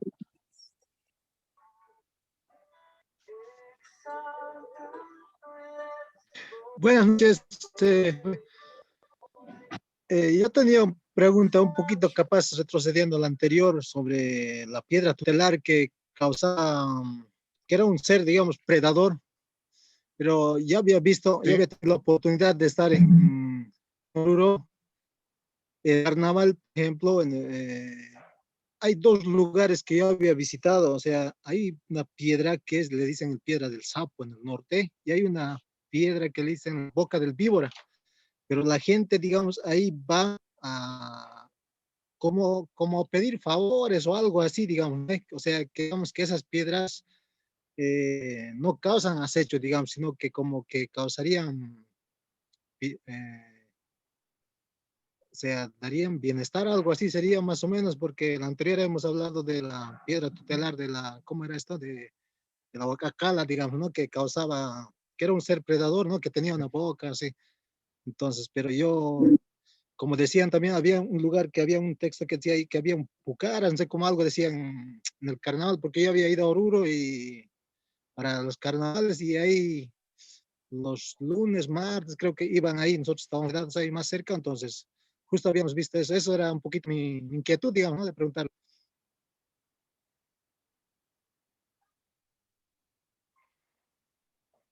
Bueno, como hemos, como, como vinimos viendo desde el principio, ah, el énfasis justamente de, de relacionarse con los seres, de cómo generar una convivencia tranquila, equilibrada, consiste justamente, ¿no? En tomar en cuenta a todos estos seres que hemos mencionado.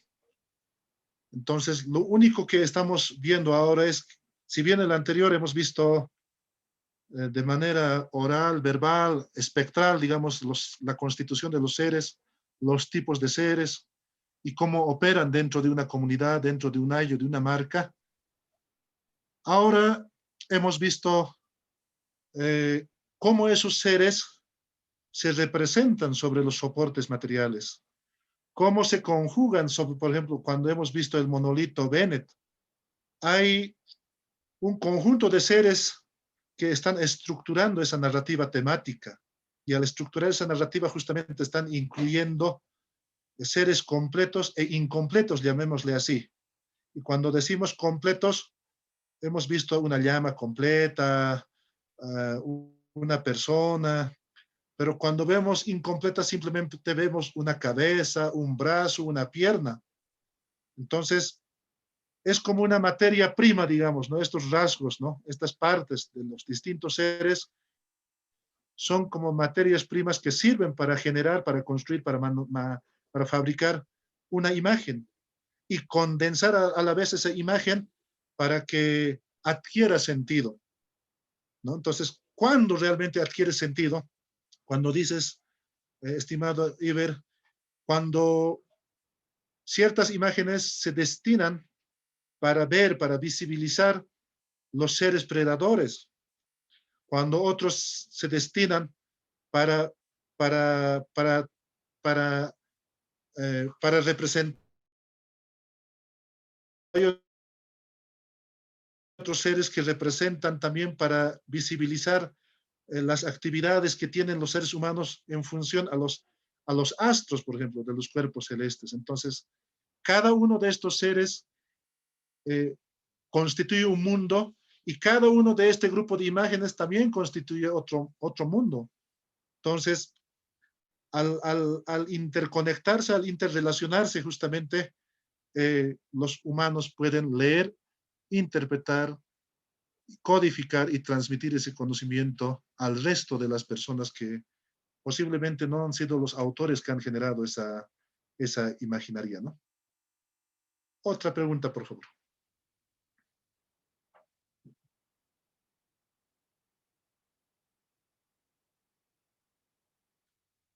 Estamos cansados. Hola, yo quisiera hacer una pregunta. Mi nombre es Suelen. Es sobre respecto a las imágenes Un del gusto, Suelen. Adelante. del monolito de Bennett. Me gustaría saber, usted mencionó la llama, el hombre cuerpo con cabeza de cóndor, el catata. Me llamó mucho la atención el monolito. Me gustaría saber si existen dentro de esa imagen más elementos de seres vivientes o invisibles, y qué significan también, por favor. Bueno, muchas gracias. Vamos a empezar por la última parte de la pregunta. Hemos aclarado de que aún no estamos todavía de responder a la pregunta de qué significaban, ¿no? Si lo aislamos, cada unidad temática, prácticamente no vamos a poder entender, ¿no? Entonces, el reto mayor es comprender el conjunto, es decir, la narrativa temática. Y todas las investigaciones que estamos haciendo justamente apuntan a eso, ¿no? Y seguramente, ojalá, de aquí a un tiempo podemos tener buenos resultados de eso. Claro que sí. En la imagen hemos visto no solamente la imagen de la llama, sino que estaban cóndores, seres humanos alados. Habían algunos vegetales como asociados a esa llama.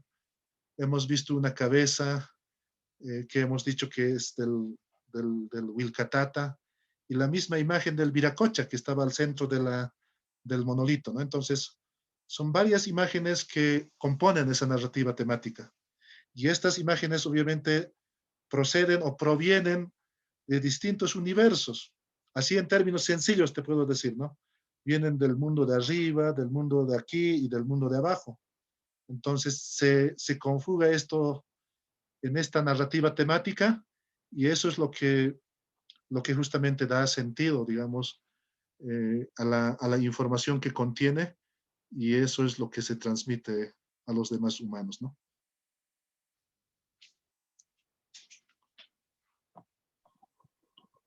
Ok, muchas gracias. Ahora sí me queda más claro. Bueno.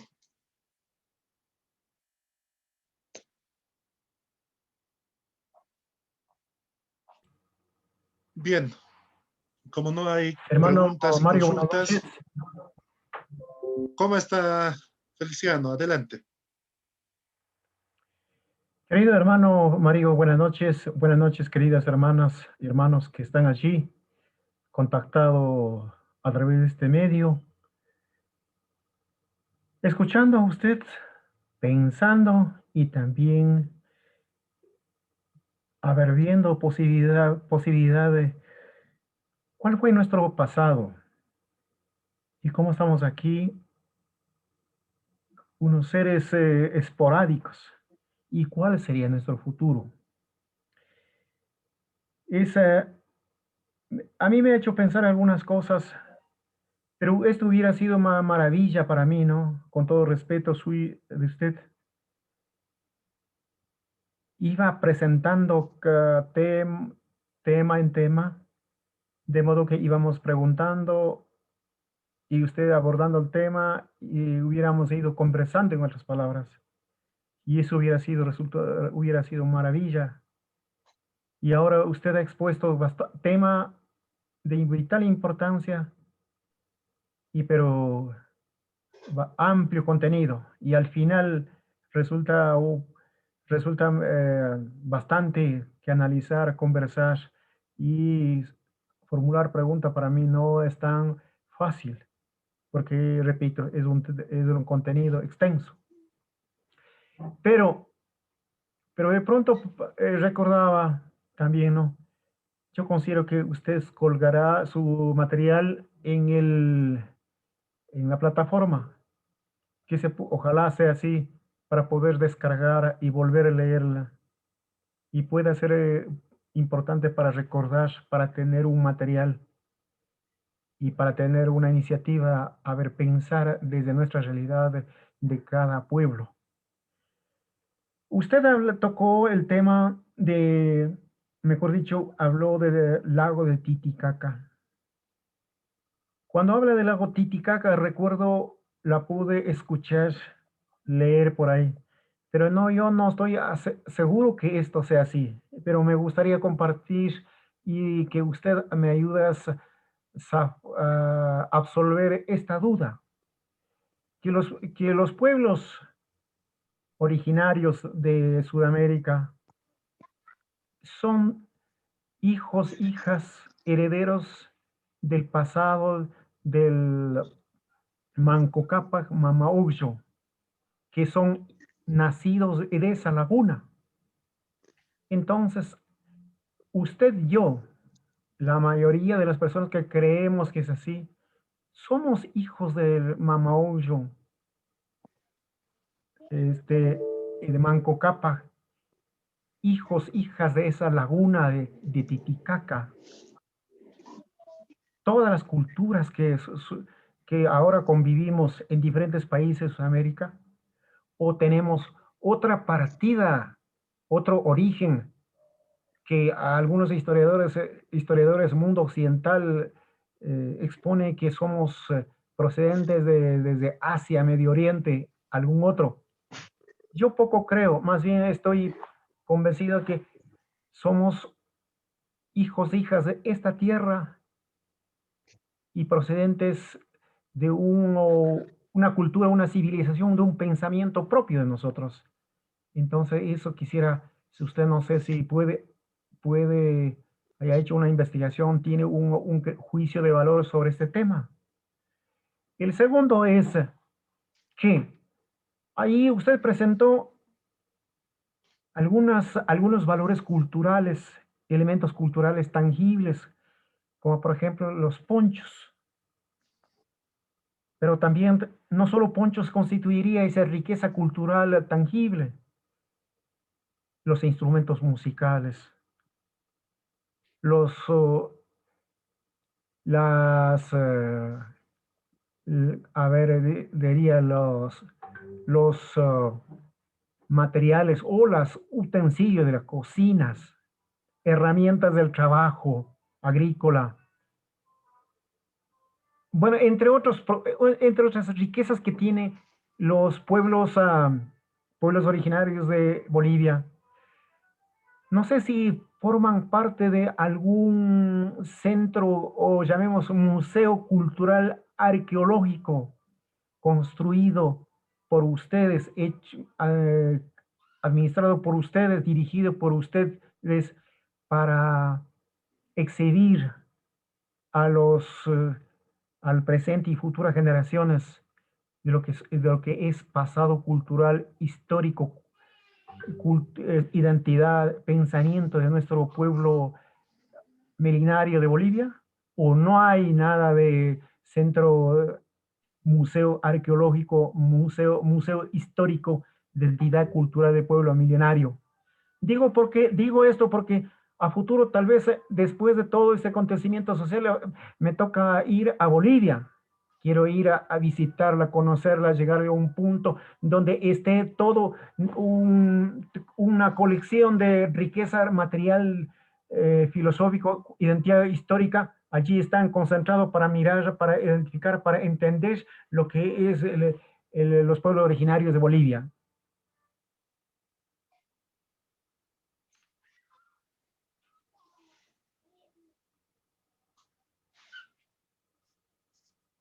Bueno, muchas gracias por las consultas, estimado Feliciano. A ver, la primera pregunta, justamente mencionabas, a ver, ¿de dónde se originan las sociedades andinas, ¿no? Podemos prácticamente mencionar de que cada una de las sociedades tiene, construye sus mitos de origen. Entonces, algunos mencionarán de que Cocapac y Mamaocllo, pero mucho más allá, ya había una identificación, digamos, con cierto tipo de seres, de donde procedían o de donde se originaban, ¿no? Hablamos de Tiwanaku, por ejemplo, ¿no? Y un poquito más después, muchas culturas de la parte andina se identificaban, por ejemplo, como su lugar de origen, como representadas por el cóndor, por el jaguar, por las montañas. Es decir, cada pueblo, en este caso cada cultura construye su mito de origen. Entonces, si solamente entendiésemos a partir de Manco Cápac y Mamaocllo, prácticamente estaríamos escondiendo la otra parte de la historia, ¿no? Con respecto al otro, a la segunda pregunta, estoy totalmente de acuerdo. Solo por cuestiones más que todo de tiempo y para no cansar, no hemos puesto todo tipo de elementos, ¿no? que forman parte, obviamente, de estos valores. Estaría, obviamente, la música, estaría los instrumentos musicales, las poesías, el canto, que vamos a tocar en la próxima clase, prácticamente hace un conjunto de elementos, ¿no? A la riqueza de una cosmovisión. Entonces, cuando estamos hablando de las imágenes, de la iconografía, hemos mencionado que posiblemente en un textil, no necesariamente el poncho, puede ser cualquier textil, cualquier indumentaria que posea iconografía, y tal vez de manera individual ese objeto, esa indumentaria no tenga mucho trascendencia, mucho significado en la comunidad. Así, cuando estamos hablando de forma aislada, ¿no? Pero cuando estamos en un contexto ya ceremonial, donde hay un aglutinamiento social, donde se reúnen no solamente una o dos, tres comunidades, cuando se gesta una fiesta, una ceremonia, estos textiles, estas vestimentas o los objetos portátiles que hemos mencionado adquieren realmente su verdadero sentido. Por eso, nuevamente repito, eso es lo que decía Manolo Torres, la diágesis, es decir, es como una performance donde prácticamente el objeto irrumpe con todo su significado posible para lo que ha sido elaborado, para lo que ha sido manufacturado, ¿no? Entonces, tienes mucha razón, estimado Feliciano. Todos los elementos materiales forman parte de esa riqueza de la cosmovisión que practican nuestras comunidades, nuestros pueblos en este caso. Y por último, a modo de comentario, sí, en Tiahuanaco y en otras regiones del lago Titicaca, del lago Popó y en otras regiones de Bolivia tenemos pues museos arqueológicos donde prácticamente la ciencia y la tecnología de la ancestralidad está resguardada, está preservada en esos espacios. Y aquí en Tiahuanaco tenemos prácticamente la representación de todos los elementos que hemos mencionado desde la primera clase hasta el presente. Así que si en algún momento se viene aquí a Bolivia, entonces está obligado a pasar por Tiahuanaco.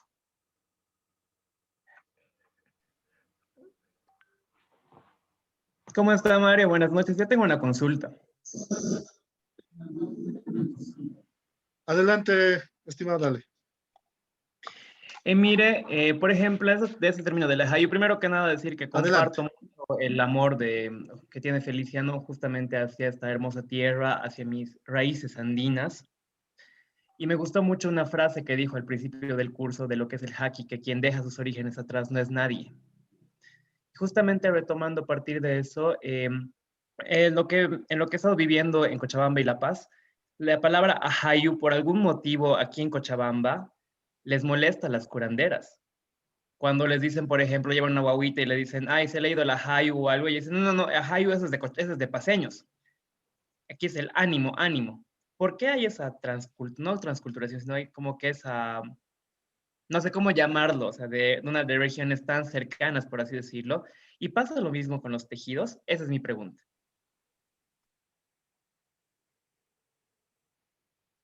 Sí, en realidad todos los estantes, ¿no? Todos los que viven, todos los habitantes de los ayllus y las marcas no necesariamente tienen que estar confinados en su comunidad. Muchas de ellas se desplazan, ¿no? Hasta a las ciudades. Muchos de ellos tienen ya una doble residencia, viven en ambos lugares. Un cierto tiempo están en las comunidades por cuestiones de la producción agrícola, pero otro tiempo está en la ciudad, ¿no? Trabajando como obreros, no sé, tienen diferentes oficios, ¿no? Entonces, en ese vaivén, ¿no? De de la vida va adquiriendo justamente estos conceptos, ¿no? Y cuando decimos, por ejemplo, en su caso, por ejemplo, como ha escuchado, el ánimo, ¿no? El ánimo sería ya una palabra colonial, ¿no? Que se introduce en esta lógica de llamar los ajayos, ¿no? Entonces el ajayo es más andino, digamos, ¿no? Y el otro es más colonial. Pero ambos prácticamente conviven y se refieren a la misma cosa. Eso se llama sincretismo, es decir, tenemos una parte de este lado y la otra mitad del otro lado. Pero en el fondo, la sustancia sigue siendo el mismo. En otras palabras, así sea por ánimo, así sea el ajayo o otra palabra, pero mientras se relacione con la llamada del ajayo, va a seguir siendo útil en sí, ¿no? Entonces, estas formas de alimentar y de retroalimentar la cultura también es parte de esa dinamicidad, ¿no? No necesariamente las culturas son estáticas, eso lo recalcamos una y otra vez. Siempre hay algunas cosas que se van quedando en el pasado, pero hay otras cosas que se van proyectando. Hay otras cosas que estamos incluyendo y otras cosas que nos estamos olvidando. Entonces, pero es así de dinámico la cultura. Y bueno, es interesante esa de habría que hacer un estudio, ¿no? De las etimologías, tanto que vienen desde la época prehispánica y también que se han constituido a partir de la colonia. Yo creo que requiere una investigación bien específica esto de las etimologías, ¿no? De las referencias. A modo de comentario, profe Mario. Licenciado. Sí, adelante, Sí, Germán. hay un tema y que me parece súper importante porque también estoy aprendiendo muchísimo ahora, porque se habla más del el contexto de Bolivia. ¿No? Yo soy más, yo tengo acá de Ecuador, ¿no? Conocí algo, pero ahora estoy profundizando con todos los elementos que se han generado dentro de esta clase. Pero yo quiero ver o reflexionar de cómo todos estos elementos que ahora se sostienen dentro dentro de Bolivia, claro, con la conquista incaica llega hasta la parte norte de Ecuador, ¿no? Pero tiene también sus fusiones, es decir, sus sincretismos con los pueblos que antes existían aquí, a pesar de que se ha sostenido hasta ahora en la matriz cultural de estos pueblos andinos parte de lo que fue el periodo incaico, ¿no? Y obviamente después con el periodo colonial y la república ha ido otro proceso de sincretismo y que progresivamente ha ido transformándose y cambiando, ¿no? Entonces, sí hay que ver, o sea, la realidad que viven ustedes con la realidad que ahora, al menos en el caso de Ecuador, tenemos, ¿no? Es decir, cómo estos sincretismos han logrado transfigurar estas iconografías, ¿no es cierto? Y darles otros sentidos también, ¿no? Y creo que ahí es importante lo que decía el compañero anterior y también el comentario suyo, es decir, estos sincretismos de cómo, digamos, cómo estas iconografías fueron incorporando de manera, ¿no es cierto?, en el tiempo y generando otros sentidos y otras formas de revisar a través de estas iconografías, estas relaciones que se generan dentro de los pueblos y al mismo tiempo también sostener hasta la actualidad, ¿no? Muy buena pregunta, estimado Germán. Empezaremos por la última parte de su pregunta. ¿Cómo generan sentidos, decían, ¿no? Estas iconografías?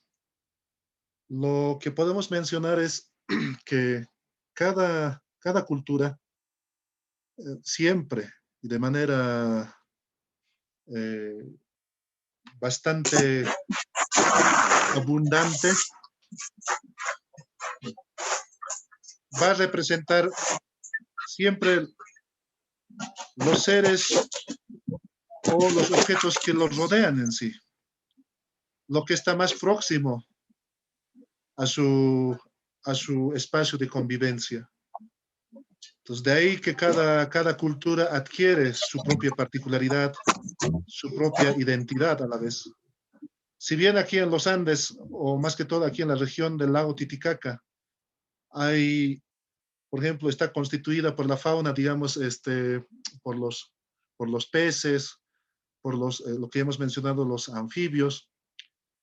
Y eso es lo más cercano que han visto, que han seguramente estudiado en su momento. Tal vez había en el pasado, y estoy especulando esto, tal vez había gente que se especializaba en el estudio del comportamiento de los animalitos, ¿no? De los animales en este caso, ¿no? Entonces, sabían muy bien, ¿no?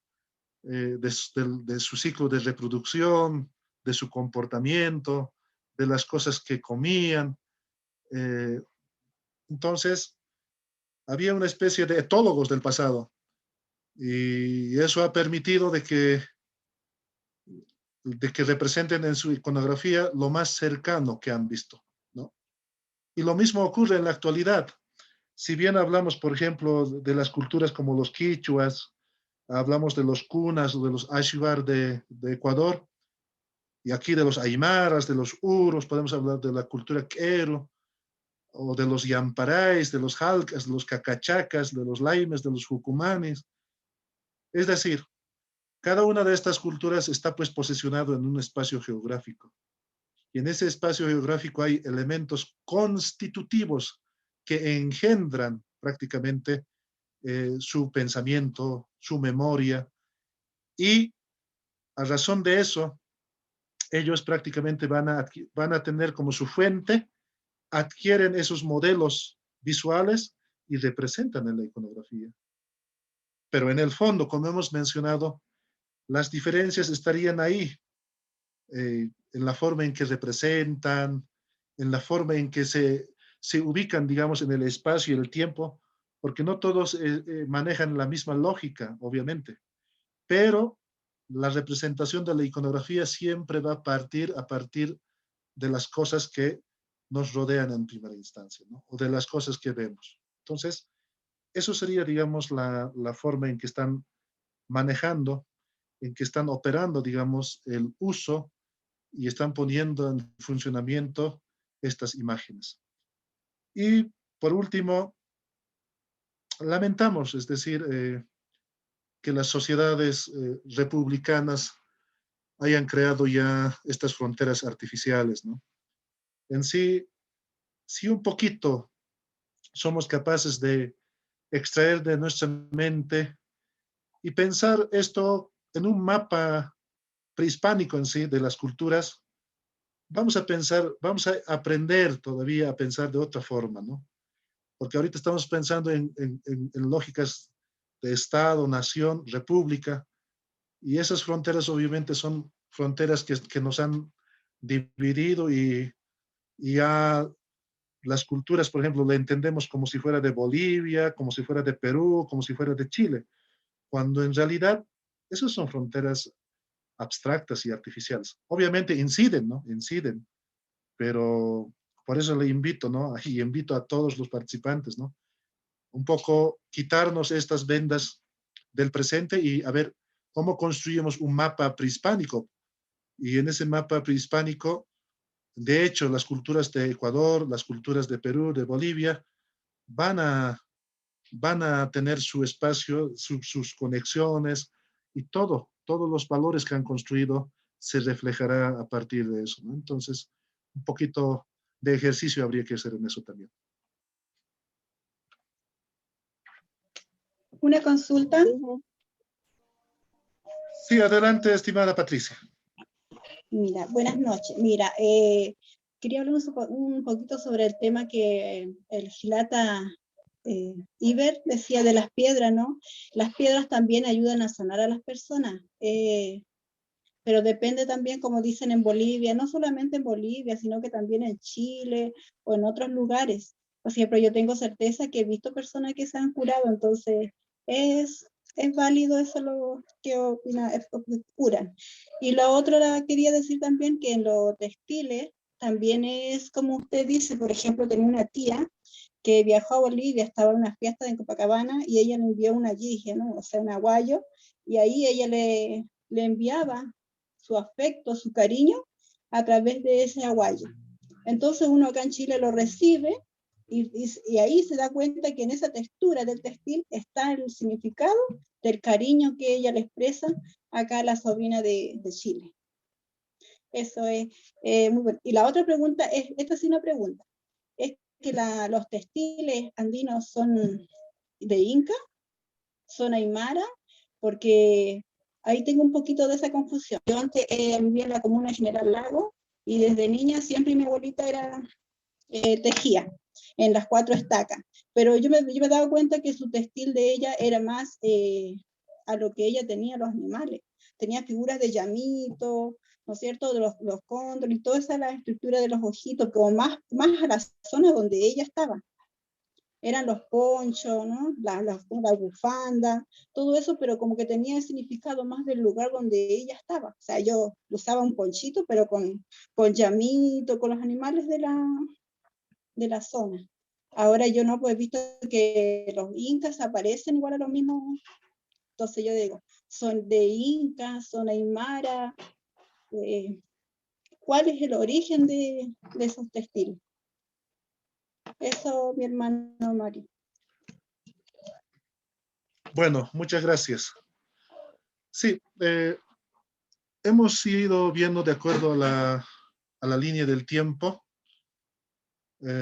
Prácticamente el origen de los textiles está pues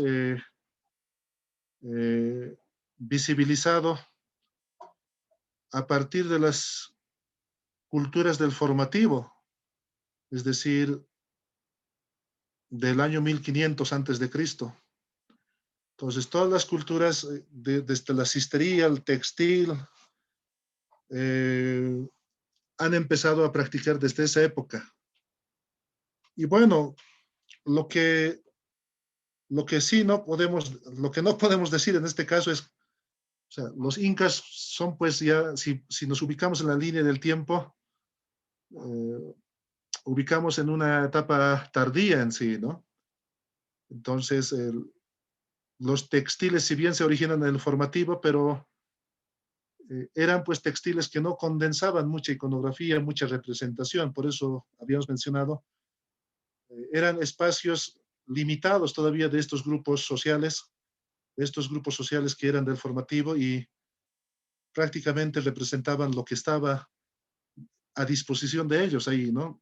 Los seres, los objetos que los rodeaban en sí, ¿no? Pero con Tiahuanaco realmente se construye, pero una iconosfera múltiple, amplio, casi infinito, por eso decíamos, ¿no? Es decir, hay con la cultura tiwanaku hay una opulencia sobre la representación de las miradas de estas iconografías en sí. Entonces, los incas, si bien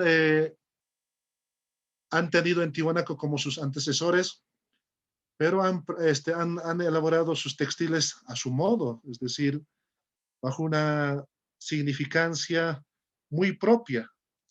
Y como decías al principio en el comentario, cada cultura pues practica en cualquiera de sus objetos, no necesariamente tiene que ser textil, ¿no? Puede ser en la alfarería, en la metalurgia, puede ser en la cistería, en la marroconería, en la malacología, en diferentes artes que se expresan, siempre va a aportar una sensibilidad, siempre va a aportar una subjetividad, siempre va a aportar una sensorialidad. Entonces, a ese nivel de entendimiento, digamos, no vamos a poder llegar tal vez, ¿no? Ni arqueólogos, ni historiadores del arte, ni simiólogos, no.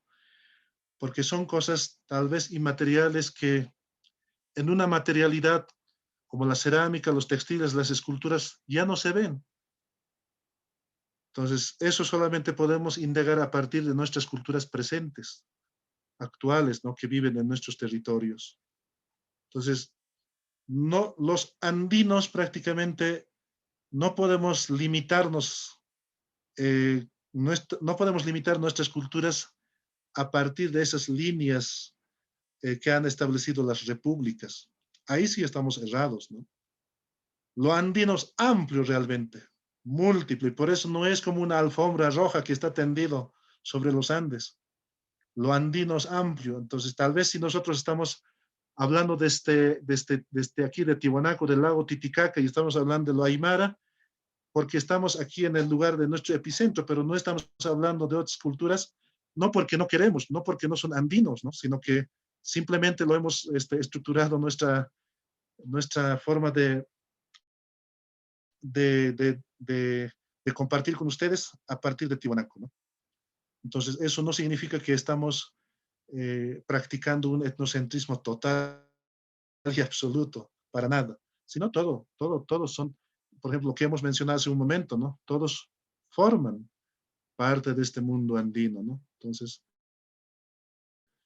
eso quiero que quede muy claro, por favor, ¿no? O sea, no estamos aislando ni a Ecuador, ni Perú, ni Chile, ni Argentina. Es decir, el mundo panandino prácticamente integra todos estos valores que estamos mencionando también, ¿no? Entonces, no estamos aislando a ninguno de esos. Licenciado. Sí, adelante, Licenciado, a estimada manera señora. de comentario. Sí, buenas noches, licenciado, buenas noches, compañeros. Mil disculpas por el retraso, he entrado un poco muy tarde, pero logré escuchar, Licen, la verdad es un tema muy importante y muy interesante, ¿ya? Sobre la interpretación, lo que yo más quisiera hablar sobre los textiles, ¿ya? Yo vengo o soy quechua, ¿sí? Y por este lado del sector de Potosí, más que todo, tenemos diferentes culturas y a manera de descripción así rápida, ya tenemos en nuestros aguayos, por ejemplo, nosotros demostramos esa alegría que nosotros queremos mostrar a la sociedad, a nuestro entorno social o a nuestro contexto social, la felicidad que nosotros tenemos. Pero también tenemos algunas figuras, en nuestros textiles, que también mostramos algo de melancolía, algo de tristeza. Y de la misma forma mostramos también el amor que nosotros sentimos por la naturaleza. Entonces, yo pienso que la interpretación de estos textiles es muy importante, licenciado, ¿ya? No solamente en este sector, sino yéndonos más allá, lo que es el norte de Potosí, se ve ya el colorido, ya hasta el color mismo de los textiles que ellos utilizan son colores muy claros, muy vivos, ¿no? Pero también hay lugares que tienen textiles, pero tienen colores oscuros. Entonces, ahí también podemos interpretar que hay tristeza, hay melancolía por ese lado, ¿no? Entonces, yo pienso que tenemos que interpretar, tenemos que conocer más nuestras culturas.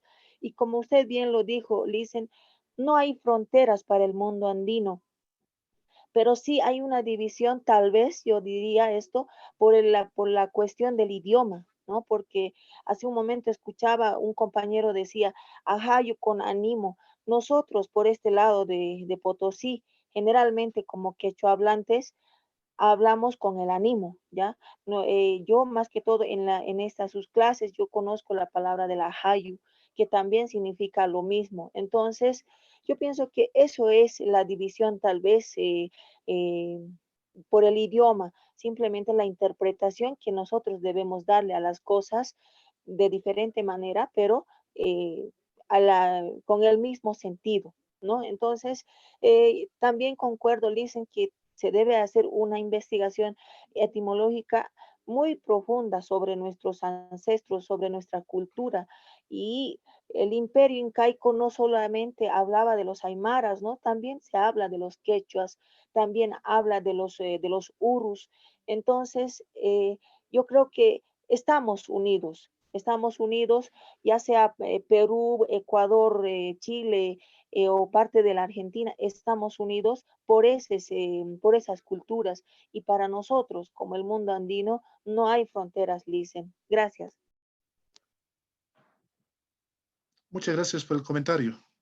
Simplemente agradecer por ese comentario que enriquece esta clase, ¿no? Y bueno, pues a seguir buscando nuevas formas de investigar, eso siempre yo propongo, porque no nos debemos quedar simplemente replicando metodologías o técnicas de estudio que conocemos y vemos cuáles han sido los resultados de esas investigaciones, ¿no? Entonces, bueno, pues para concluir esto, simplemente agradecerles, ¿no? Ya es tarde y seguramente ya están cansados. Y a seguir estudiando, por favor, la bibliografía que está en la plataforma, léanlo y véanlo, cuáles son las diferencias, las maneras de entender y las formas de comprender todas las cosas que hemos hablado en las 3 clases en sí, ¿no? Entonces, espero que sea también de mucha utilidad y de mucho agrado a la vez para entender lo que es la cosmovisión andina. Muchas gracias a todos y a todas los que participan en este curso del diplomado. Y agradecer al hermano Román también por organizar y por ser paciente. Tal vez porque no tenemos tal vez una estructura ¿no? muy académica, ¿no? Pero el objetivo es transmitir y compartir el conocimiento de estas visiones de mundo, ¿no? Que se practican aquí en los Andes. Muchas gracias a todos y hasta la próxima clase. Que estén bien todos. Gracias. Gracias. Gracias. Muy bien. Cuídense, por favor. Muchas gracias. Cuídense. Hasta pronto. Muchas gracias. Buenas noches. Buenas noches. Buenas noches. Kikinkama. Tiki sin cama.